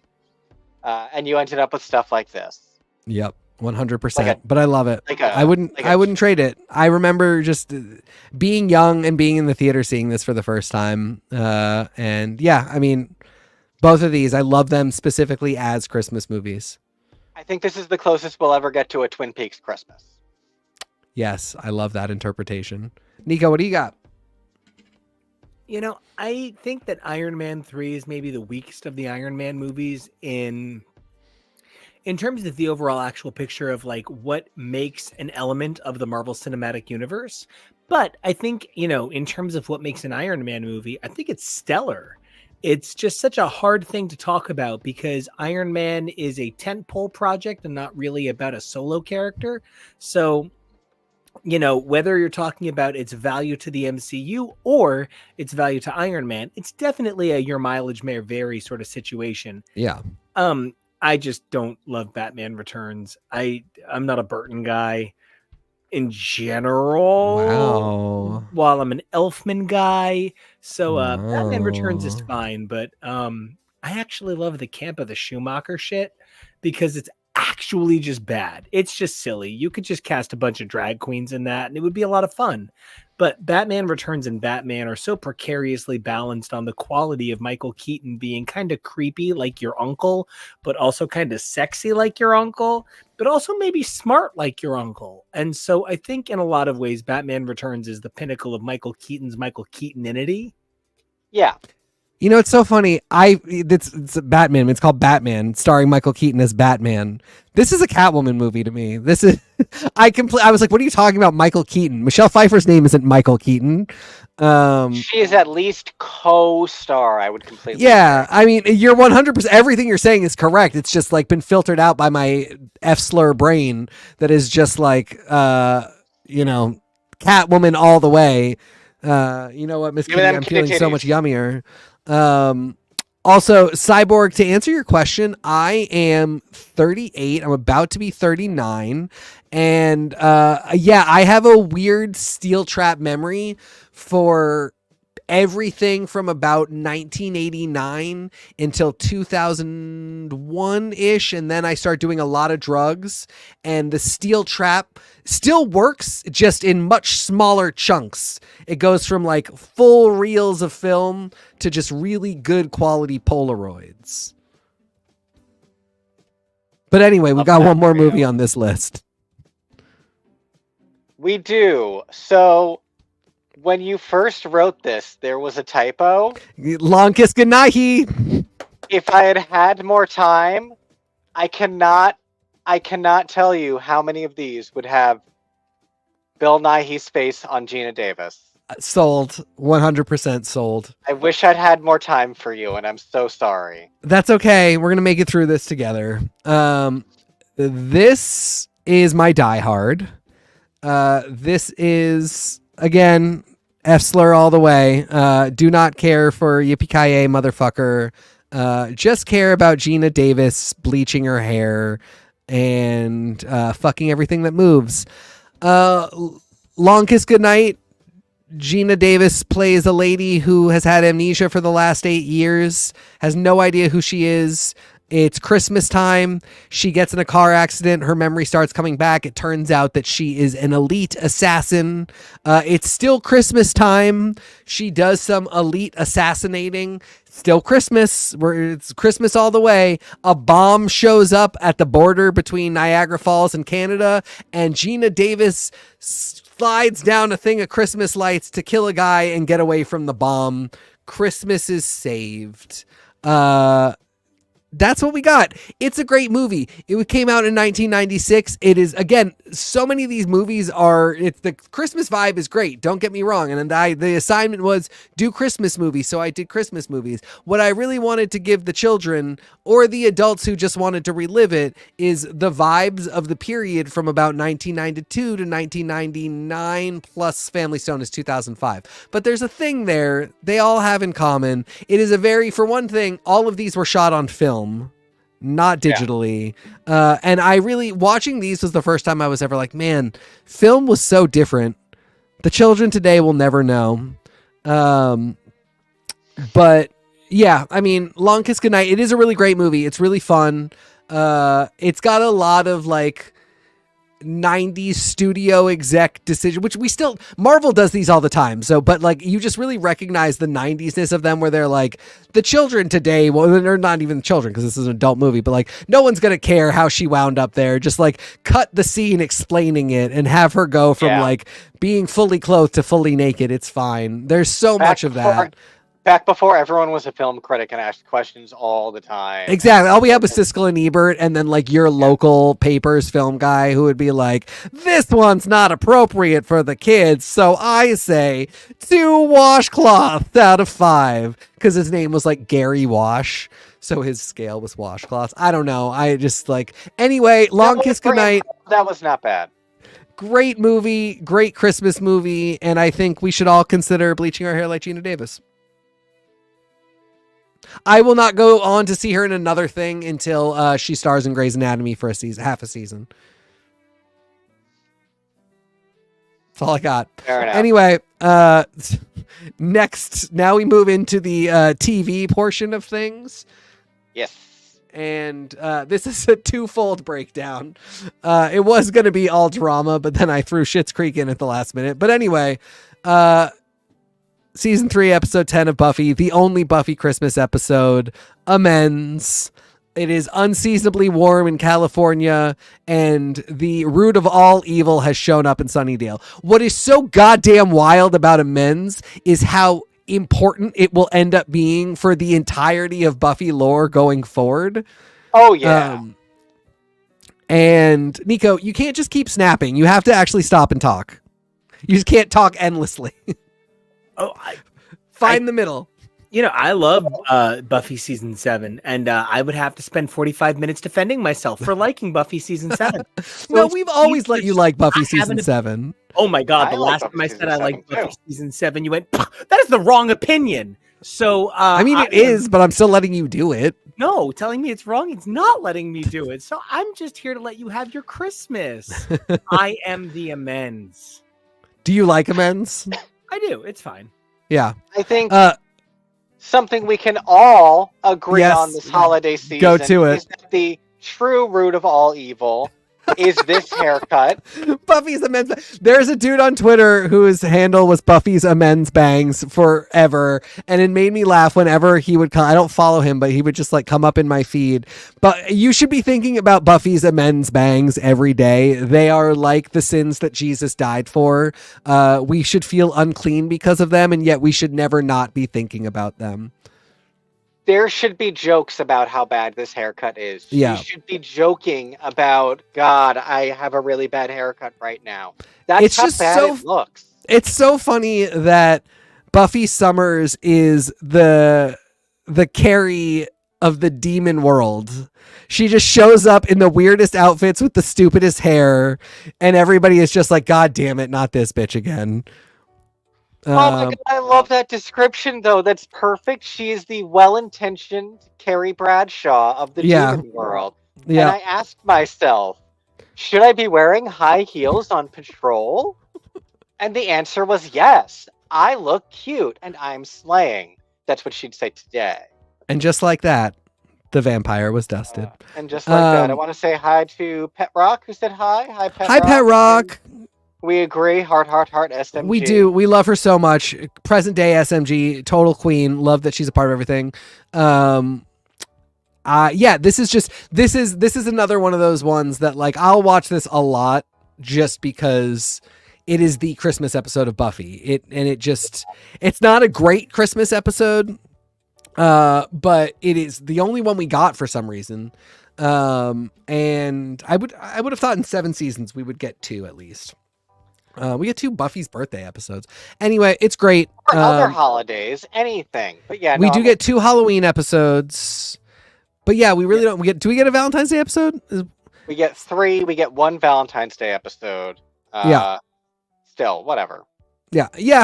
We could have used another Christmas episode. So anyway, but I still love this one. What I love about it is that nobody is feeling Christmassy because they live in California and it's really warm and it's Christmas time, but there's no Christmas vibe. It's not like so many other Christmas episodes. Like I'm going to do some community episodes where like literally it is the spirit of Christmas showing up. And I love that. But this one, the whole point is like nobody's feeling the Christmas spirit. It just happens to be Christmas time, which is so much my life. I'm so often the person that's like, it just happens to be Christmas. I'm not like feeling Christmassy. But then like all of a sudden, not all of a sudden, the source of all evil, the first evil shows up. We got to fight it. All this stuff happens. And then it's snowing and now it's Christmas and beautiful. But let us never forget the true source of all evil. And only this one episode. What? Just once. happened? Never comes back. It must have been some sort of like a scheduling thing. I was gonna say, there was clearly a hairstylist situation happening. Merry Christmas, Johnny Rose from Schitt's Creek. The quintessential Christmas episode of this show. Amazing flashbacks. The Roses are canonically basically Jewish. Johnny is Jewish. It's funny. I think they're the same situation as my family. I don't believe Moira is Jewish, but Johnny is Jewish, and the kids are by extension kind of culturally and as much as they have any faith, which they don't. They're Jewish. They don't celebrate Christmas, and for anybody who has not seen the show or isn't aware of what it's about, in general, it is about the Rose family has had their entire fortune taken from them and are just living in this motel in Canada. And so Johnny, who is not Jewish, all of a sudden wants to do Christmas. He wants Christmas cheer. He wants to bring that into his life because, he has nothing now, and he just wants to celebrate and feel something beautiful. And I think he wants to harken back to the Christmas parties they used to have when they were very wealthy, which we get flashbacks of, again, pictured here. David Levy with that amazing haircut doing a duet with Catherine O'Hara. Absolutely phenomenal.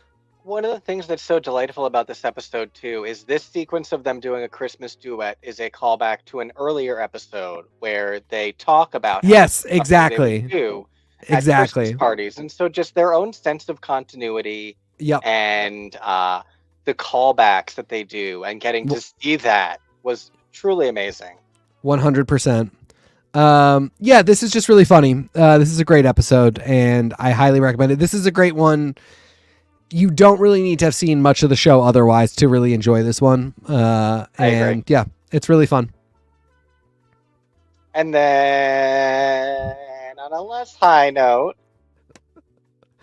Oh my God, you guys. I knew I was going to put this on and I had not seen it in years.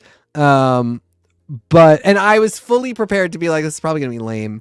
And it is lame, but it's also amazing. This is another one. It's so much more about the vibes of what was going on in the 90s than it is about showing you a Christmas episode. First off, episode starts, our lovely Wilson Cruz, little Ricky, falling to the ground and spitting up blood. That is how the episode begins, and it doesn't get less depressing from there. Ricky, they were really going for a vibe. They really were. Ricky is thrown out of his home by his abusive uncle, who has just beaten the shit out of him. And ultimately, it's 2 days before Christmas. He's kind of bouncing around. He ends up at Angela's, and Angela's trying to invite him to stay, but her uptight asshole mom basically pulls Angela aside and too loudly is like, we shouldn't let this whippersnapper into our house. So Ricky runs away. Jordan Catalano takes him to sleep at like what is clearly a crack den. And meanwhile, Juliana Hatfield is just kind of around playing her guitar, pictured above here with Angela. God, Claire Danes with that smile and that fucking face. Oh my God, I'm living for it. You call that a smile? Yeah, not a smile at all. I pulled that back. Whatever that look is on her face. Anyway, that's Juliana Hatfield. Amazing musician. Absolutely love Juliana Hatfield. But she's just there. She just, she's like on the street playing her guitar, and then, she's at Angela's school and she's talking to her very, esoterically. And she's like, I can never get warm because of my shoes. And then just like, she's like, I gotta go. And then, disappears into the crowd and Angela can't find her. Finally, Jordan Catalano takes Angela to the flop house, where Angela finds Juliana Hatfield again playing her guitar, and Juliana Hatfield brings her in the flop house to Ricky, who is just sleeping there. And Angela's like, you're coming with me. Ricky says no, and then leaves. Anyway, long and short of it is, eventually everybody comes together. Mrs. Chase takes the stick out of her ass and allows Ricky to come be with them for Christmas. There it is right there. She has a motherly moment. And ultimately, Juliana Hatfield was an angel the whole time. She was a ghost. She's a ghost angel who has a conversation with Mrs. Chase, who figures out mid-conversation that she is dead and goes, how did you die? And Juliana Hatfield goes, I froze. So, which leads me to my next important point, fan theory, headcanon that came out of watching this all at the same time. My so-called life and Buffy have to take place in the same universe. It's just things are better at Liberty High, but if they have angels, I believe that it would make sense if it took place in the same universe as Buffy. Anyway, one of those angels is Juliana Hatfield, and the way you know that she is an angel is because you see her in the last shot. She's kind of looking at the church where everybody has met up to come together, and she turns around to walk away, and then you just see at the very bottom of the screen some feathers, and then it credits. It's great, guys. The spirit of Christmas is alive in this episode of television. Also, there's like a side plot where Rayanne and Sharon Chersky do like a teen helpline, and Brian Krakow calls, and it turns very horny. But I don't know. It's great. This is a great episode of television. If you're wondering what it was like to go to I want to say high school, but yes, high school in the 90s. But I also was wondering what it was like to go to high school in the 90s, because when I was doing my research for the show, I discovered that I'm actually canonically younger than Angela Chase's sister, who was born in 1984, which just blows my mind because I watched that entire show being like, I'm basically Angela. Yeah. And God, her sister's annoying the whole time. She's fucking older than I am. What am I talking about? Anyway, great episode of TV. Please, everybody, let's go. Keba, you had two fingers up. This is exposing two things for me. This experience. Yes. One, I am still waiting for my cool older brothers to show me My So-Called Life. Yes. Which points out to me that this episode is really exposing how many things we are probably going to want to cover in the coming year and years. Yes. But I'm also fascinated by how many of our choices are one-season shows that manage to get in holiday episodes that are wilding out in one way or another. The fact that this was a one-season show but got in Ghost Angels. And the only episode that I've ever seen on my own was the Halloween episode where the parents were really horny for each other, and I think it's implied that it's magic. So, weird show. And I'm in. Awesome. Nico. I dyed my hair red as I was balding, which when you're balding is essentially dyeing your scalp. Because when I hit my mid-quarter life crisis, I just reverted to Angela Chase. And if this Christmas episode reminds me of anything, it's that I'm living out the continuation novel. So I feel like my life is Brian Krakow trying to run over Jordan Catalano. That's how I feel about I'm kidding. The thing about the My So-Called Life Christmas episode is that My So-Called Life was considered the ABC staple for the teen realism sort of magic that would become so prevalent on cable in the future. Right? The Secret Life of the American Teenager, The Fosters, all of those ABC Family magical shows, they owe everything to My So-Called Life in so many ways. My So-Called Life was willing to do things in a serious method where 90210 was looking to do it in a soap opera method. So I think for me, My So-Called Life remains so sacred that I am very hesitant to watch. Hesitant? Is that even a word?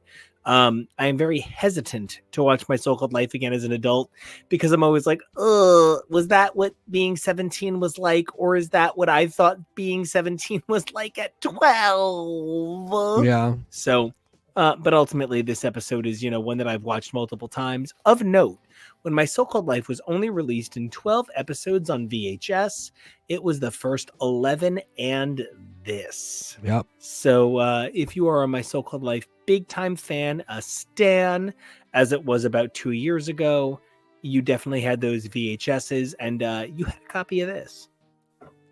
Yep. All right. On we go to the funny The lighter stuff. side. Yep.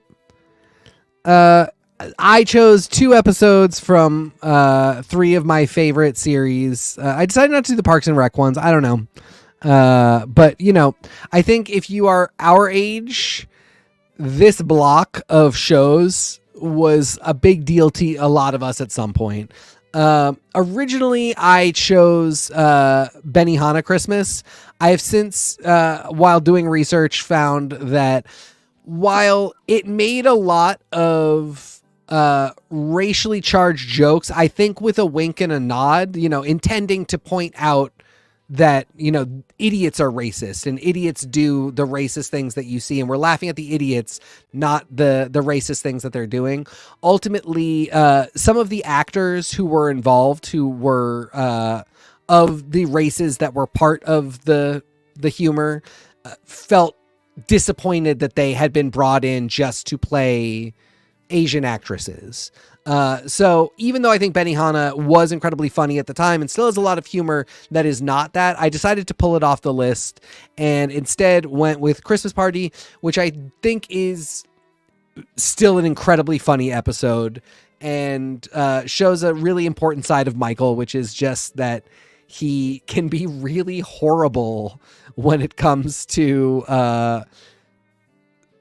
affection and being loved and signs of affection. The Yankee swap is fantastic. I think this I wouldn't say introduced a generation to Yankee swap, but it was kind of the thing that I know it galvanized a lot of me and my friends to start doing Yankee swaps a lot more kind of casually, because we could never be as terrible as Michael. So we might as well just do a Yankee swap and have some fun with it. So I'll always love this one. And Moroccan Christmas, again, this is a phenomenal one. This is kind of The Office firing on all cylinders. Every character at their most themselves. I would not even begin to start describing it because it would start taking away from the jokes. But this is one of those ones that how worth it was to do 5 seasons of watching to get all the character build up, to see everybody be the most themselves they can be at Christmas time. And yeah, I don't know. I love it. I stopped. I'm sorry. No, I was going to say they even have ones outside of the 3 that you mentioned. Yeah. Oh yeah. They have one almost every year. Nico. I stopped at 4 because honestly, season 4 pushed the limit for me. What is it about this episode that makes it such a great summation of 5 seasons? I think that by season 5, you've gotten a little bit more time with some of the smaller characters. For instance, Angela has really developed by then. And she's had back in minor plots over the course of many episodes, such that, she's now with Andy. So she's, had a relationship with Dwight, broken up with Dwight, had a relationship with Andy, and is actually cheating on Andy with Dwight. So, she's had a lot of character arc that I think just seeing her do the kind of standard Angela lines that you get most of the time takes on a new dimension here. And it's a similar thing, though a big part of the episode centers on Meredith, who is a character who has consistently said stuff that really makes you raise an eyebrow about her self-worth and her personal health and her choices. And a big part of this episode is how she has maybe gone too far. And there's also stuff with Phyllis. A lot of it is about how a lot of the smaller characters have been fleshed out. I like that. I keep wondering if I want to go back and try and finish The Office, because you know me, I will binge it in a month. Yeah, I mean, I've been rewatching some of it. I love it still. Can't believe it's been 10 years. I know. Speaking of been forever and now waiting. And they he just said they're going to start filming the movie soon. Abed's Uncontrollable Christmas, of course, an homage to all of the amazing stop motion claymation holiday specials that have existed over the years. It's a fantastic episode. It's got some great musical numbers. This is one that I can't say a ton about. It's really one that you just kind of have to see. But this is a beautiful community episode. It's a beautiful Christmas episode. Abed is, of course, not is not Christian, doesn't celebrate Christmas religiously, but because it is such a cultural thing and because he is such a culturista through his absorption of media and pop culture, he loves Christmas. And it's really funny because he and Troy are the two people that don't celebrate Christmas, but somehow constantly want to be celebrating because they love stuff.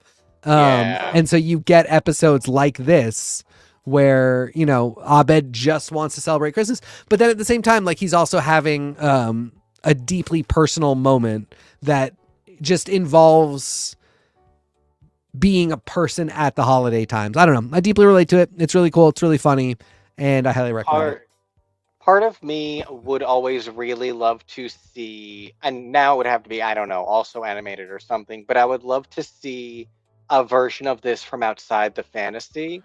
Yes. I feel like there are parts where it could get too dramatic, but every time it goes to this scene, I genuinely picture the real world circumstance, and I picture what would be these goofballs in the actual study room improving this song together positively as Troy grabs Duncan and physically throws him out. And I think that would be such a cool thing to see, because even without the claymation part, that would be a community episode. It would be like the D&D episodes. Yeah. And it really still fits the spirit of the show so well. And I completely agree. I have such hopes. Anyway, before I can get into that, another banger. Regional Christmas music.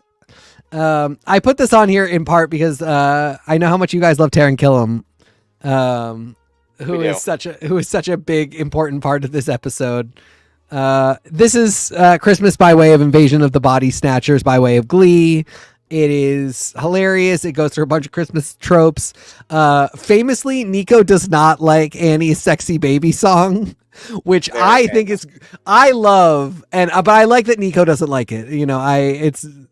I'm in the deeply unpopular opinion of people who have watched Community on that one. So, and I was in the unpopular opinion on Santa Baby. Maybe I just don't know how to sexy Christmas. It's a me thing. Okay. Yeah, it's completely fine. I like differing opinions. I like when people don't like the things that I like. It keeps everybody honest. I think it's super funny, but I don't think it's as funny as Britta's Christmas song. Her awkward song. Oh God, Britta's in this. There's just so many great lines in this. There's so many great moments. The musical references are fantastic. Baby Boomer Santa, I sing to myself constantly. That's my sexy Christmas baby. I am not that one and the Shirley one. I am not fan. You don't like the? Yeah. No. But yeah, that's exactly what you're saying. Not everyone is for everyone. Yep. The Shirley one, I think the joke is really funny. I hate the song. I love the fact that, Pierce, when Pierce wants to Invasion of the Body Snatch, when he wants to body snatch her, he brings in a choir of children to sing very vaguely Christian music, and it just takes 3 lines, and she jumps out of her chair and goes, "I gotta tell the babies," and then just bursts into again, just like vaguely Christmas song that just mentions Jesus a lot and is not real, and it's great. Anyway, it's just regional holiday music is a great episode. And I had the season 3 Halloween episode on my list for Halloween, so nice. So we talked about this one a little bit during Christmas music, during our Christmas music, our Christmas songs tier maker. I will not even talk about this too much because it will make me cry. This moment of Elaine Stritch and Alec Baldwin singing the Christmas song at the piano together. And again, what I said last time is like this. I don't think this is Jack and Mrs. Donaghy. I think this is non-diegetically Alec Baldwin and Elaine Stritch. And Elaine Stritch has a few more years in her after this, but Mrs. Donaghy, she has like 10 years in her after this. Mrs. Donaghy dies in season 7, and I think Elaine Stritch dies 4 years later. It's this woman, I remember the first time I saw the documentary of the filming of the recording of the original soundtrack for Company, which features Elaine Stritch doing Ladies Who Lunch, which I saw for the first time in a documentary filmmaking class. But I just remember the power of that performance and of Elaine Stritch at that time was kind of like life-changing to me. And just seeing this moment of this woman, I don't know, just being in the Christmas spirit, super beautiful. This is just a great, funny, early 30 Rock Christmas episode. So it's like not quite insane, but it's got some really good 30 Rock humor. So I love it a lot. This is one where I feel like I like to pair it with the one that I chose as mine is the secondary. This one is the strongest 30 Rock Christmas, probably. Yeah, I think you're right about that. However, this is later in 30 Rock's life, so this has elements of like the stuff that is insane about 30 Rock, but manages to actually keep things pretty under control for where 30 Rock is in its like humor telling at this point. Christmas Attack Zone, again, Elaine Stritch, like can't live without her. Wouldn't be Christmas on 30 Rock without her, but she shows up in town to just be shitty to everybody. And it is her Christmas Attack Zone. This is where she is making her last stand against Jack, against Avery, and against the father of her son, played by Alan Alda. This is another really funny. It's worth it alone for worth it for Elaine Stritch alone saying "Welcome to my Christmas Attack Zone" in her Elaine Stritch crone voice. And every appearance from her is a delight, and the fact it is absolutely perfect. Christmas is unbelievable. Yep. Do you like that I kept her bigger? That was on purpose. I do like it a lot. And then it ends with her and Alan Alda united in yelling at Jack, who finally gets the Christmas miracle of having his parents yell at him. Is fantastic. It's something we all dream of. I think one of the things about this episode is that it is born of so many elements of 30 Rock's ongoing, I guess, revelations about those first season characters. It does feel like a payoff in a lot of ways. I think He Needs a Kidney is one of the most standout moments of all of 30 Rock. So seeing it come due in a Christmas episode, which is another thing that 30 Rock is so hallmarked for, is such a lovely way to kind of punctuate the series, because there's not much time after this. Who is it who ultimately gives him the kidney? Is it Elvis Costello? Probably. He mentioned specifically that it's either Elvis Costello or Adam Levine. I hope it's Elvis Costello for his sake. Me too. And then Diana Krall is on my list, so it's a family affair. Perfect. It is. All right, so this gets you through about like 14, 15 hours of Christmas. And then I want you to, and you can space this out. You can mix it up however you want. But I think you should spend some time afterwards going to next slide. Either get an emulator, go to a vintage store and pick up an old SNES, play the Home Alone Christmas game. It is unhinged. It's quick. It's like 4.5 hours, but you look at little Kevin and little Joe Pesci sprite there. This game is insane. Like I said, my whole list is really about 90s vibes, and it does not get more 90s vibes than the SNES Home Alone game. Home Alone, of course, famously a fantastic Christmas movie, which I did not put on the list because it's actually not a very good movie. But, this game, also not good, but worth playing. You can get through it in like 2 hours. Nice. I have nothing more to say about it than that. And with the time you have, unless anybody else has anything they want to get off their chest about the Home Alone SNES game, with the time you have remaining, you should play Spider-Man Miles Morales, another Christmas game, which, to 100% it would probably take a lot longer. But with the rest of your 24 hours, you could spend just playing as Miles Morales, web slinging around New York at Christmas time. Is it really a Christmas game? Yeah. Takes place at Christmas time, so and cute. there's a bunch of that's like that art. This is game art, but there's like a lot of in-game Christmas stuff happening. That's so cute. I love that. Yeah. You know, with the fun. Marvel Comics history of you know, not just holiday, but you know, specifically Christmas stories, that's pretty in line. Yeah. And that's my list. I think it's I love great. it. You know, I think one of the things that's so important is about, you know, how you celebrate Christmas. Jesus Christ. Thanks, Jesus. You were born today. How Happy you birthday. celebrate Christmas. You know, whether you play video games, whether you listen to music, or whether you watch movies, it's all about how you Christmas. And I think that's a really big point of our list. You know, Kevo, your list is primarily TV shows. TK, your list represents a huge span of media. And I really love that. That's what Marathon Makers is all about. Oh, I love that. Marathon Makers. You know, we have so many game shows. It's such an exciting thing about our show. You know, Marathon Makers has been something we did for Halloween, we did for Thanksgiving, and now we've done it for Christmas. Valentine's Day can't be far behind. You know, and I think we can all pick out a special episode for something in January, whether it's Martin Luther King Day or Three Kings Day. There's just not a lot of holidays hidden in January. It's true. Buffy's birthday. Yes. You know, so I'm going to put this on air. I'm going to look for a commercial in about 10 seconds.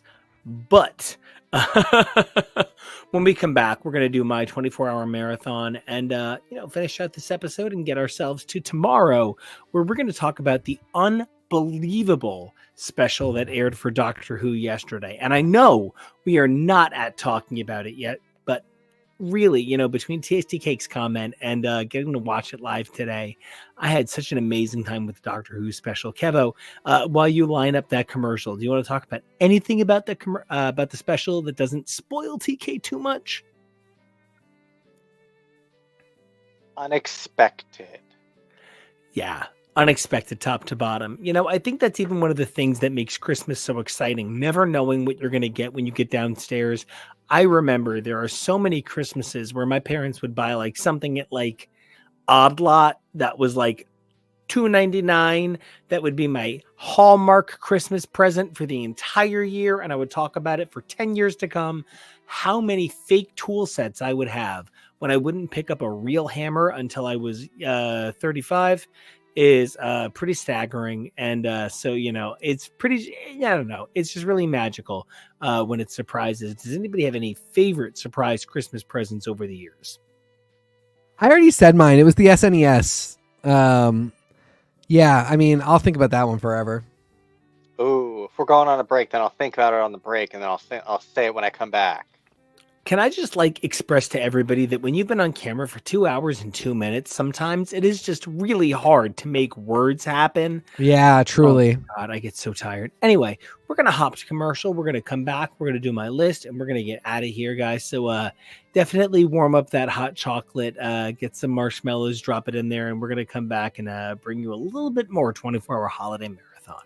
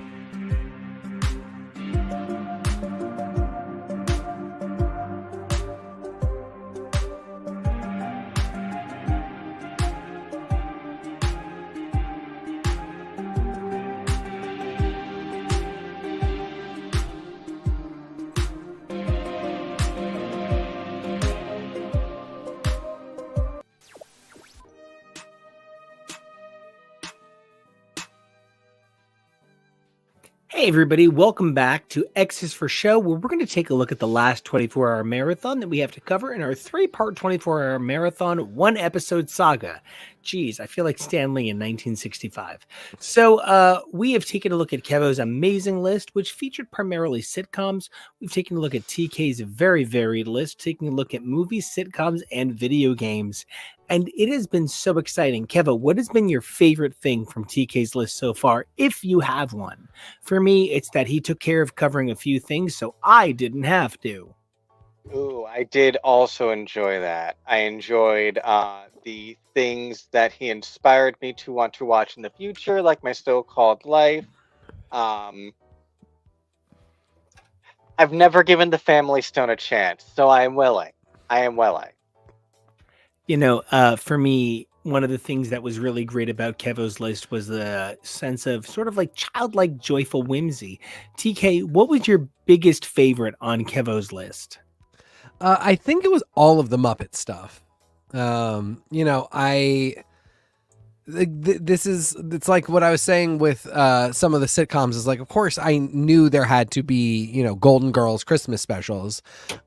With this, it's like, I actually knew some of these Muppet Christmas things existed, but then other ones I didn't know at all, like the Muppet Letters to Santa. I somehow had no idea about. And again, like Fraggle Rock or Single All the Way, like some of these I just like, it doesn't surprise me that there's a lot of Muppet Christmas content, but I just didn't know about all of it. And so learning about all of it and possibly, having the chance to watch some of it is very exciting. Yeah. I love that. And, I think one of the things that's so great about your own 24-hour list is that everybody kind of marathons Christmas in their own way, and the holidays in general, the bigger picture of the holidays. One thing I do maybe a little bit bemoan is that there isn't a better swath of cultural representation in our lists. Not that anybody here specifically said, it's the big sort of like Christian, Jewish, Muslim overlap only. But I do feel like in a lot of ways, there's a lot of faiths that have special holidays around this time of year that simply aren't included. I myself left off the enormity of Christmas comics, whether it's Klaus or the incredible wealth of Marvel comics. TK, you mentioned about wanting to see a Marvel. I think actually it was Kevo and TK both mentioned wanting to see Marvel holiday specials. And, Ghost Rider Robbie Reyes fought Krampus. So I feel like there's room. Does anybody have any, major holiday things that they wish they could see happen? I myself am also pulling for one of those Marvel holiday specials. I was gonna say that's really a big one. Is I would love if they did one every year, even if some of them were smaller than the others. I would love, just so that I don't say the exact same thing as you. I would love for Dave Filoni especially to work out Life Day, and to redo the Star Wars holiday special. It's there already. And we know it's dumb, but we're never getting rid of Leia kissing her brother. That's in Star Wars canon, and it's dumb, but like we all just kind of go with it because like that's what's there, and now we have a more sophisticated audience, more sophisticated creatives, and we rework stuff. So I think Life Day would be really fun. Just to kind of acknowledge that exists. Obviously, it was bad, but now we have all of the things we need to make it cool. And I really love you bringing up the Dave Filoni of it all, because something he loves doing is taking the ashes of Star Wars and building sandcastles. And yeah. So I think he would do something great with something like that. Well, let's take a look at my list and let's go through my 24-hour holiday marathon. And I want to highlight, because I had a really busy week, you made your slides for me, and they are beautiful. And I wanted to take the attention and express my gratitude because these look super cool. And I love this image, and I love the stripes. Excellent work. Well, thank you so much. I just wanted to start things off with sort of like the holiday music that I listen to the most. It's really funny because when I went to list the holiday music that I listen to, most of it is Tori Amos and Mariah Carey. But what becomes really clear is if you try to list all of the Mariah Carey holiday music, it's its own 24-hour list, and that's not what I'm here to do. So I picked essentially 3 hours of Mariah and Tori, whether it's Tori's early one-offs, her standard holiday album and EP, the reissue tracks, or some of the best of Mariah Carey. Now, I left out a lot of the later stuff. Not that Merry Christmas to You isn't wonderful. I do think Christmas Time is in the Air by Mariah Carey and Mark Shaman is her best holiday entry, but you can get that from Mariah's Magical Christmas and from Mariah's Christmas Continues. It's sort of like a special little 18-minute addendum to the original special. So while it features only, I think it's 5 songs, it does craft sort of like a special hour and 3 minutes of Mariah performing these things live. I did leave out the 90-minute nightmarish animated special between Mariah and a magical fictional dog because no. Yeah. But That the was Christmas melody, gotta level. Never watched it. It is Mariah, Lacey Chabert, and Brennan Elliott. That's, I want to say like Brendan Elliott. So like I go to like strip out other hard consonants from his last name and wind up wanting to be like Brennan E. And like that's clearly not the man's name. People who aren't sure who I'm talking about, you probably know him as the host of Everlasting from Unreal, but I recognize him as the hunky young doctor on Strong Medicine, where I fell in love with Rosa Blasi. Now, I watched it for Janine Turner because of Northern Exposure, unrelated. This just really does represent sort of like my staple holiday music. These are the two artists that I come back to all year round, so that they have such a diverse holiday catalog really gives me the opportunity to sink into sort of like the best of Mariah, the best of Tori, and it doesn't sound same, and I really appreciate that. How do you guys feel about Tori and Mariah's Christmas general collection? And if you happen to know a little bit deeper, like TK with Tori, how do you feel about deeper cuts like Little Drummer Boy? I mean, yeah, you know me. My story is that like I did not, as somebody who didn't really love Christmas, I was not really super into Midwinter Graces. When it first came out, I was disappointed that we were getting a new Tori album so soon after the last one, and it was a Christmas album. And then I listened to it, and the first 2 tracks are like kind of standard Christmassy tracks, and I was like, this is kind of what I was expecting. It's fine. And then the next track is kind of an original that has just one really stupid lyric that I just couldn't get over. And then the one track after that is so creepy and weird and keeps talking about the little tiny baby, and it creeps me out so much. And I was just like putting this away forever. And I really didn't listen to it again until I met Nico, and he was like, you don't know about Pink and Glitter? And I finally started giving the album a chance. And I've been really working hard at giving like every Tori album fully, and then each song individually as I do the albums fully its own chance. And so I was like, for Christmas time, I'm really going to give Midwinter Graces a chance. And it's been fantastic. Little Drummer Boy and Have Yourself a Merry Little Christmas are like, for me, a different thing because those came around when I was still a little Christmas boy. Have Yourself a Merry Little Christmas especially was like why I started making Christmas mixes, because at that point I had that and Bare Naked Ladies, It's Christmas Time, Oh Yeah, and a couple other tracks that I was just like, I collected MP3s of, which nobody had MP3s back then but me, nor did anybody else have a CD burner. So on top of making everybody Christmas mixes, I also had to make everybody else CDs.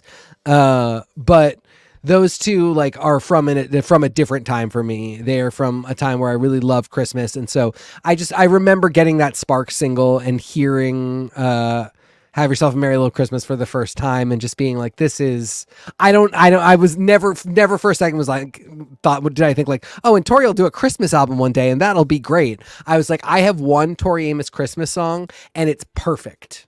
It is the perfect, most beautiful song. She sings it perfectly. And that's all I need. And then Mariah, Listen, I know it's a big ask. You can just No, I really like a lot of Mariah's Christmas I was stuff. I yeah, like do. it's tough. It is a huge catalog. Yeah, It that's more what it is. yeah, it's the fact that it has been like that she's been making holiday music for so long, and has such a variety. Like some of it is really, it's kind of like Tori. Like All I Want for Christmas Is You is an old song, and I associate it with a different time in my life. And there are a bunch of other tracks from that period that I really associate with like Christmas as a kid. But then a lot of the later ones, it's more that just like I was not Christmassy, so there was never any reason for me to get into them. Um, I watch what you tell me to watch. And I think I get why, if you're a Christmas person, she gives you the full fantasy. That's all there is to it. She gives you the full Christmas fantasy. Also, did you see the story about how she sent Brenda Lee a big congratulations? Of course she did. Oh, she'd be Yeah. so happy for her, I'm sure. Yeah. And I really appreciate you pointing to the wealth of Mariah Carey's catalog because I would say it feels like half of her catalog is Christmas music, and she has a full catalog of pop music. Yep. So now double that, and it's Christmas. So that I think really is hugely where you're coming from, where like there is just so much. So diving into just Mariah Carey music, like I told you, as I was making the Christmas Jams playlist, other Christmas music was coming up in my algorithm. So I was getting like the Spice Girls Christmas album. So many artists have all these songs. So Mariah's catalog being a full pop artist's worth of just Christmas. Um, but like she's so damn good at it is the thing. And she really does a variety of sounds, which I also appreciate. Nico, like you said, it's not really your jam, but she does some sexy Christmas. She does, whimsical Christmas. She does poppy Christmas. Her song just came on our mix right now. Let me pop the link to Nico's absolutely awesome mix of holiday music that we have a music video of. So if you want to check out some of Nico's amazing work that has been playing in the background of this whole video, go check out this cool medley of holiday music, which, and all the inspiration, it all comes back to her. On the Tori end of things, Tori Amos, I feel like, is the most secular version of church music. A lot of her music is very choral, a very cold Christmas, in a positive way, because a lot of that stuff is very beautiful, but because it is so church, it's really hard to find ones that you can listen to if you are not super Catholic, super into that on that level. And so the fact that she is someone who, though she has the preacher's daughter upbringing, isn't herself. Oh, did someone say Tori? Hey, Tori. Slay. Slay girl. We're talking about the other Sleigh. Yes, that's Slay Slay. indeed. It's What's the weird one that that you. Sorry, go Go ahead. ahead. It's weird that you say that. Just it's an interesting like double-edged sword, because it is, of course, Tori's never going to make Christmas music that is like inaccessible or is like Jesus died because homosexuality exists. It's always going to be very like broad and opening, but like these are deep religious cuts of songs. Like Jeanette Isabella is about two little girls finding the baby Jesus and going to get their torches and tell the villagers that the baby Jesus has been born in the manger, and the two little girls are Jeanette and Isabella. Like it's an old French Christian song, and so like she's coming at it from like I just want to make Tori Amos songs, Yeah. but like if I'm going to do it, I'm not going to do Rockin' Around the Christmas Tree, because of the two, technically Jeanette Isabella is a more Tori Amos song. And it's very interesting when you look at her process with like how she did both Night of Hunters and Strange Little Girls. Like whenever she does anything where other people's artistry and influences take place, it always goes to a much more esoteric and maybe like not quite the zone you think she's gonna go to. I love that. And until Tori does a cover of Rockin' Around the Christmas Tree that sounds like Raspberry Swirl, Keva, what you got? Which is the one that I love that she turned into Coronation for Light Princess? Winter's Carol. Yeah, Winter's Carol. I love that one. It's a Just great one. I before. definitely recommend everybody check out Midwinter Grace's Christmastide EP.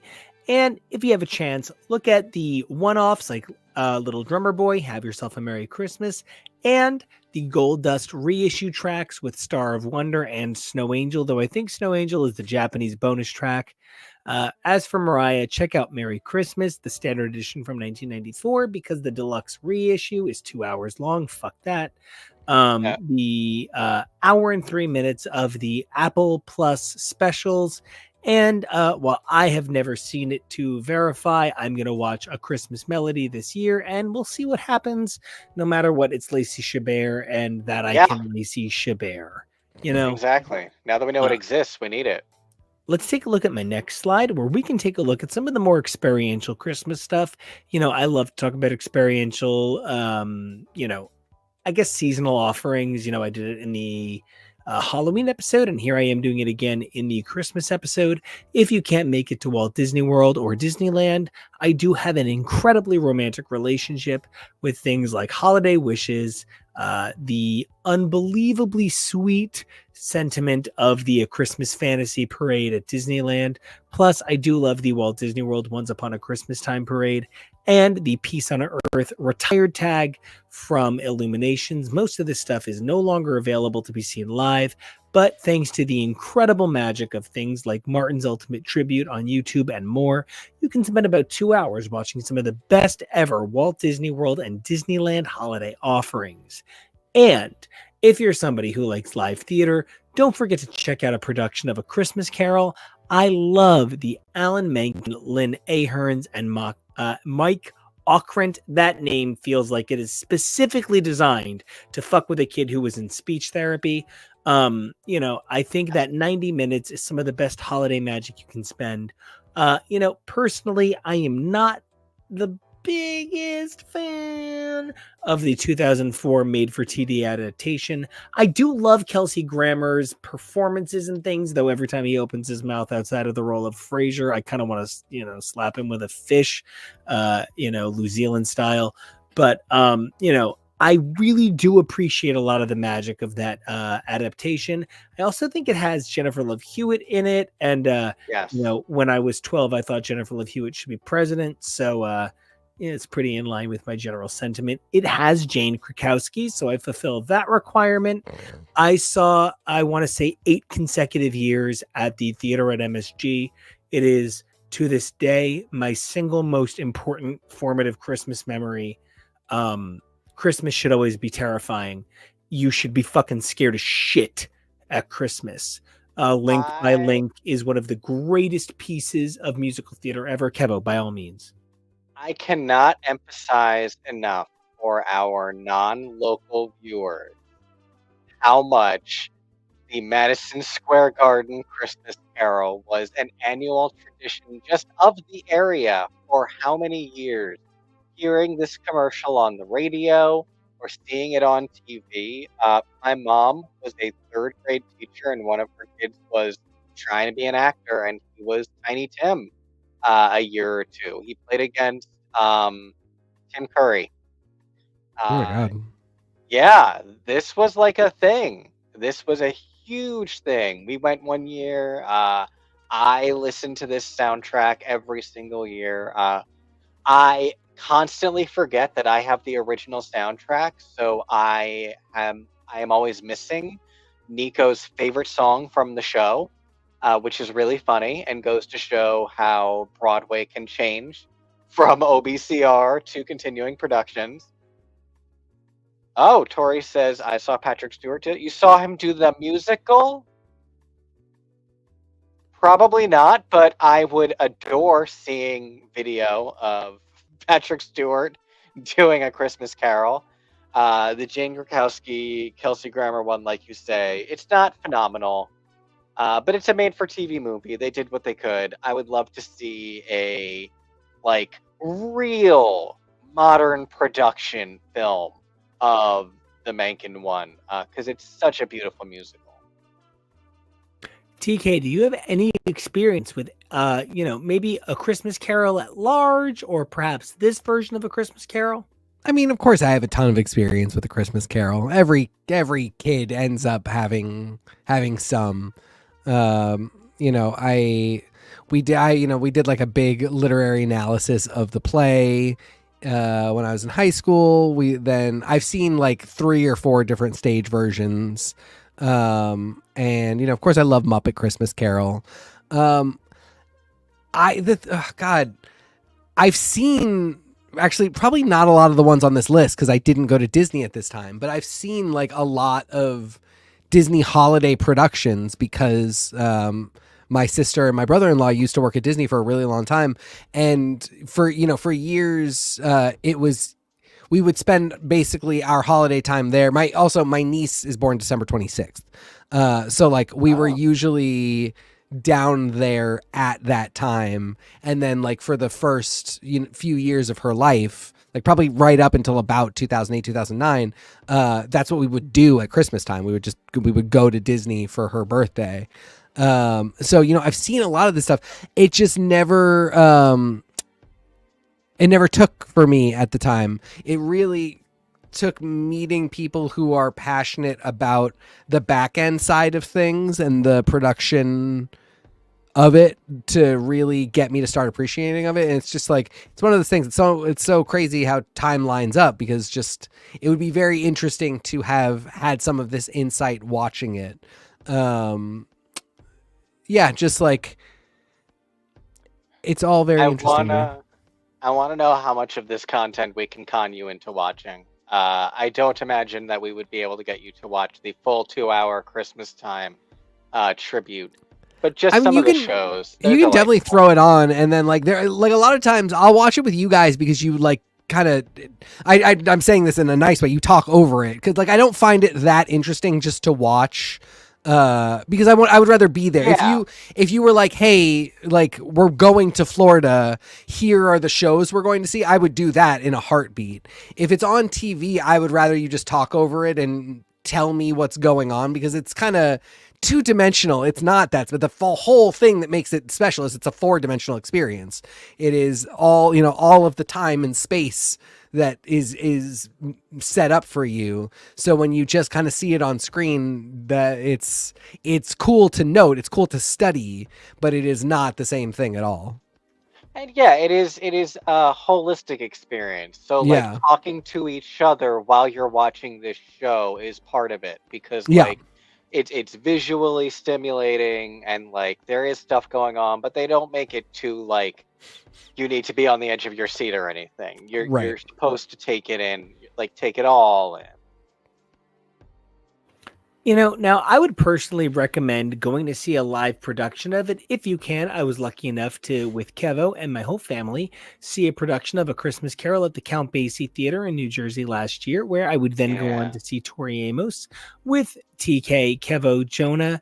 And, that's sort of a magic that, like, she's on my list as a Christmas artist, and we're talking about A Christmas Carol.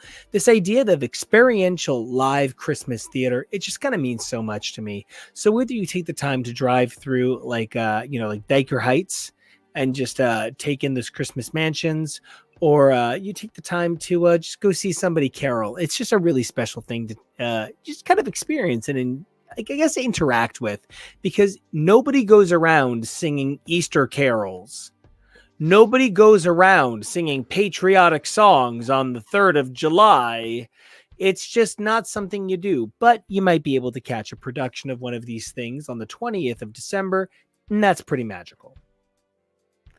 So let's take a look at my last slide, and I am so excited about this last one. Whether you are a big fan of competition or not, I think a number of these things might just tickle your fancy. I'll be honest, this is not my favorite season of Holiday Baking Championship, but seasons 3 through 9 are pretty engaging. And, I'm a big fan of game shows. I love the excitement of seeing somebody win something, of seeing somebody have an opportunity to do something they could never do otherwise. And so seeing the now annual Elizabeth Banks hosted and produced Press Your Luck Holiday Special, or the ongoing holiday content on I almost said on Prices, on Press Your Right, but I'm trying to simulate the faux pas, and it's difficult. On Price is Right now. Price is Right has actually expanded its content and format in the last 2 years to include more at-night specials. There is always a holiday at night episode, but the week of Christmas, they do tend to include more kind of holiday theming in the episodes. Now, I didn't include that week of Christmas because that 5 38-minute episodes is not quite the same thing. But there's always going to be an at-night special for Price is Right, where you can see Drew Carey basically act like the primetime equivalent of Santa. Now, Lego Master Celebrity Holiday Spectacular last year wasn't just incredible because it was one of the last times we'll ever get to experience Leslie Jordan, but Beverly Leslie. Okay. Yes. Leslie Jordan. What a tremendous personality who gave so much of himself in this real life experience. It was really special to get to see that. But I'm a big Cheryl Hines fan. And so Celebrity Lego Masters Holiday Extravaganza is something I'm so excited that they've already renewed for this year. They've renewed for next year. Just keep giving it to us. I just need it so bad.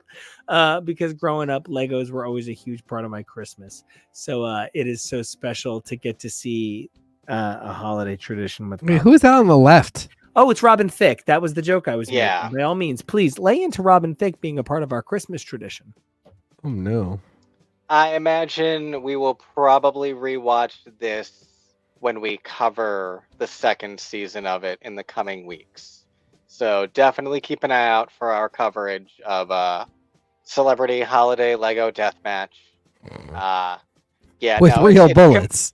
It's a completely unrootable team, so. And, if game shows aren't your thing, you can always find ways to find games in your own home. A big thing for us is building gingerbread houses. We used to do it in some kind of very friendly family competitions. We'd go to my aunt's house and everybody would just kind of build. Nobody was trying to win, but you always had a good time and you laughed. And I actually love to just sit at my piano and sit at my guitar and just kind of play Christmas songs. I start in August and I stop in July. So I tend to play them year round. But I think for many of us, the idea of experiencing the holidays with other people you love, it's not unusual for me to play a Christmas song for Kevo or to just kind of arrange something for you guys. So, I didn't find myself at 19 hours and say, oh, let me pad it with stuff. I found myself at 9 hours and said, can I do 15 hours of caroling and building things and doing holiday desserts? And, I actually do have a couple of recommendations. If you're, baking cinnamon buns and you're building gingerbread houses, maybe put on the Diana Krall Christmas album, which came immediately after a huge bummer Diana Krall album. So it was just really nice that she understood swing music one more goddamn time before Elvis Costello turned everything into a jazz version of Allison. And so then I also recommend, if you are so inclined, to throw in the wonder that is any of the Gloria Estefan Christmas albums or the Gwen Stefani Christmas album, because Gwen Stefani is California's answer to Latinas. So, I think the big thing about Christmas is that it should always be something you share with people. I think the thing about holidays are, for me, best shared. If you're somebody who does holidays on your own, that's super amazing too. But you couldn't have a game show without somebody to play against. And, I've really enjoyed kind of sharing all of these programs with you, whether it's Holiday Baking Championship, Pressure Luck, Price is Right. I have forced you guys to watch all of these at some point. And you know what? I haven't hated it. You know, I have Yeah. loved. Oh, Kevin, I'm sorry. No, no, I don't hate it at all. Obviously, I love all these games too. I'm really excited for us to get started on the Price is Right holiday programming because I know that there's a whole bunch of episodes that we're packed up on in that regard. So it'll be fun to be able to binge that. And you know, like we were saying, the whole point of this is filling it with all sorts of different experiences. So I do really appreciate that you filled it with these things that you love, and that is caroling, and it is the actual physical experiences of Christmas as well. And so especially when we are building 72 hours of suggestions of things to do, by all means, We're going to get you way close to Christmas, guys. If you just go through all these, it'll be there in no Yeah. time. We're gonna get you at to a next slow enough Christmas. rate. Yeah.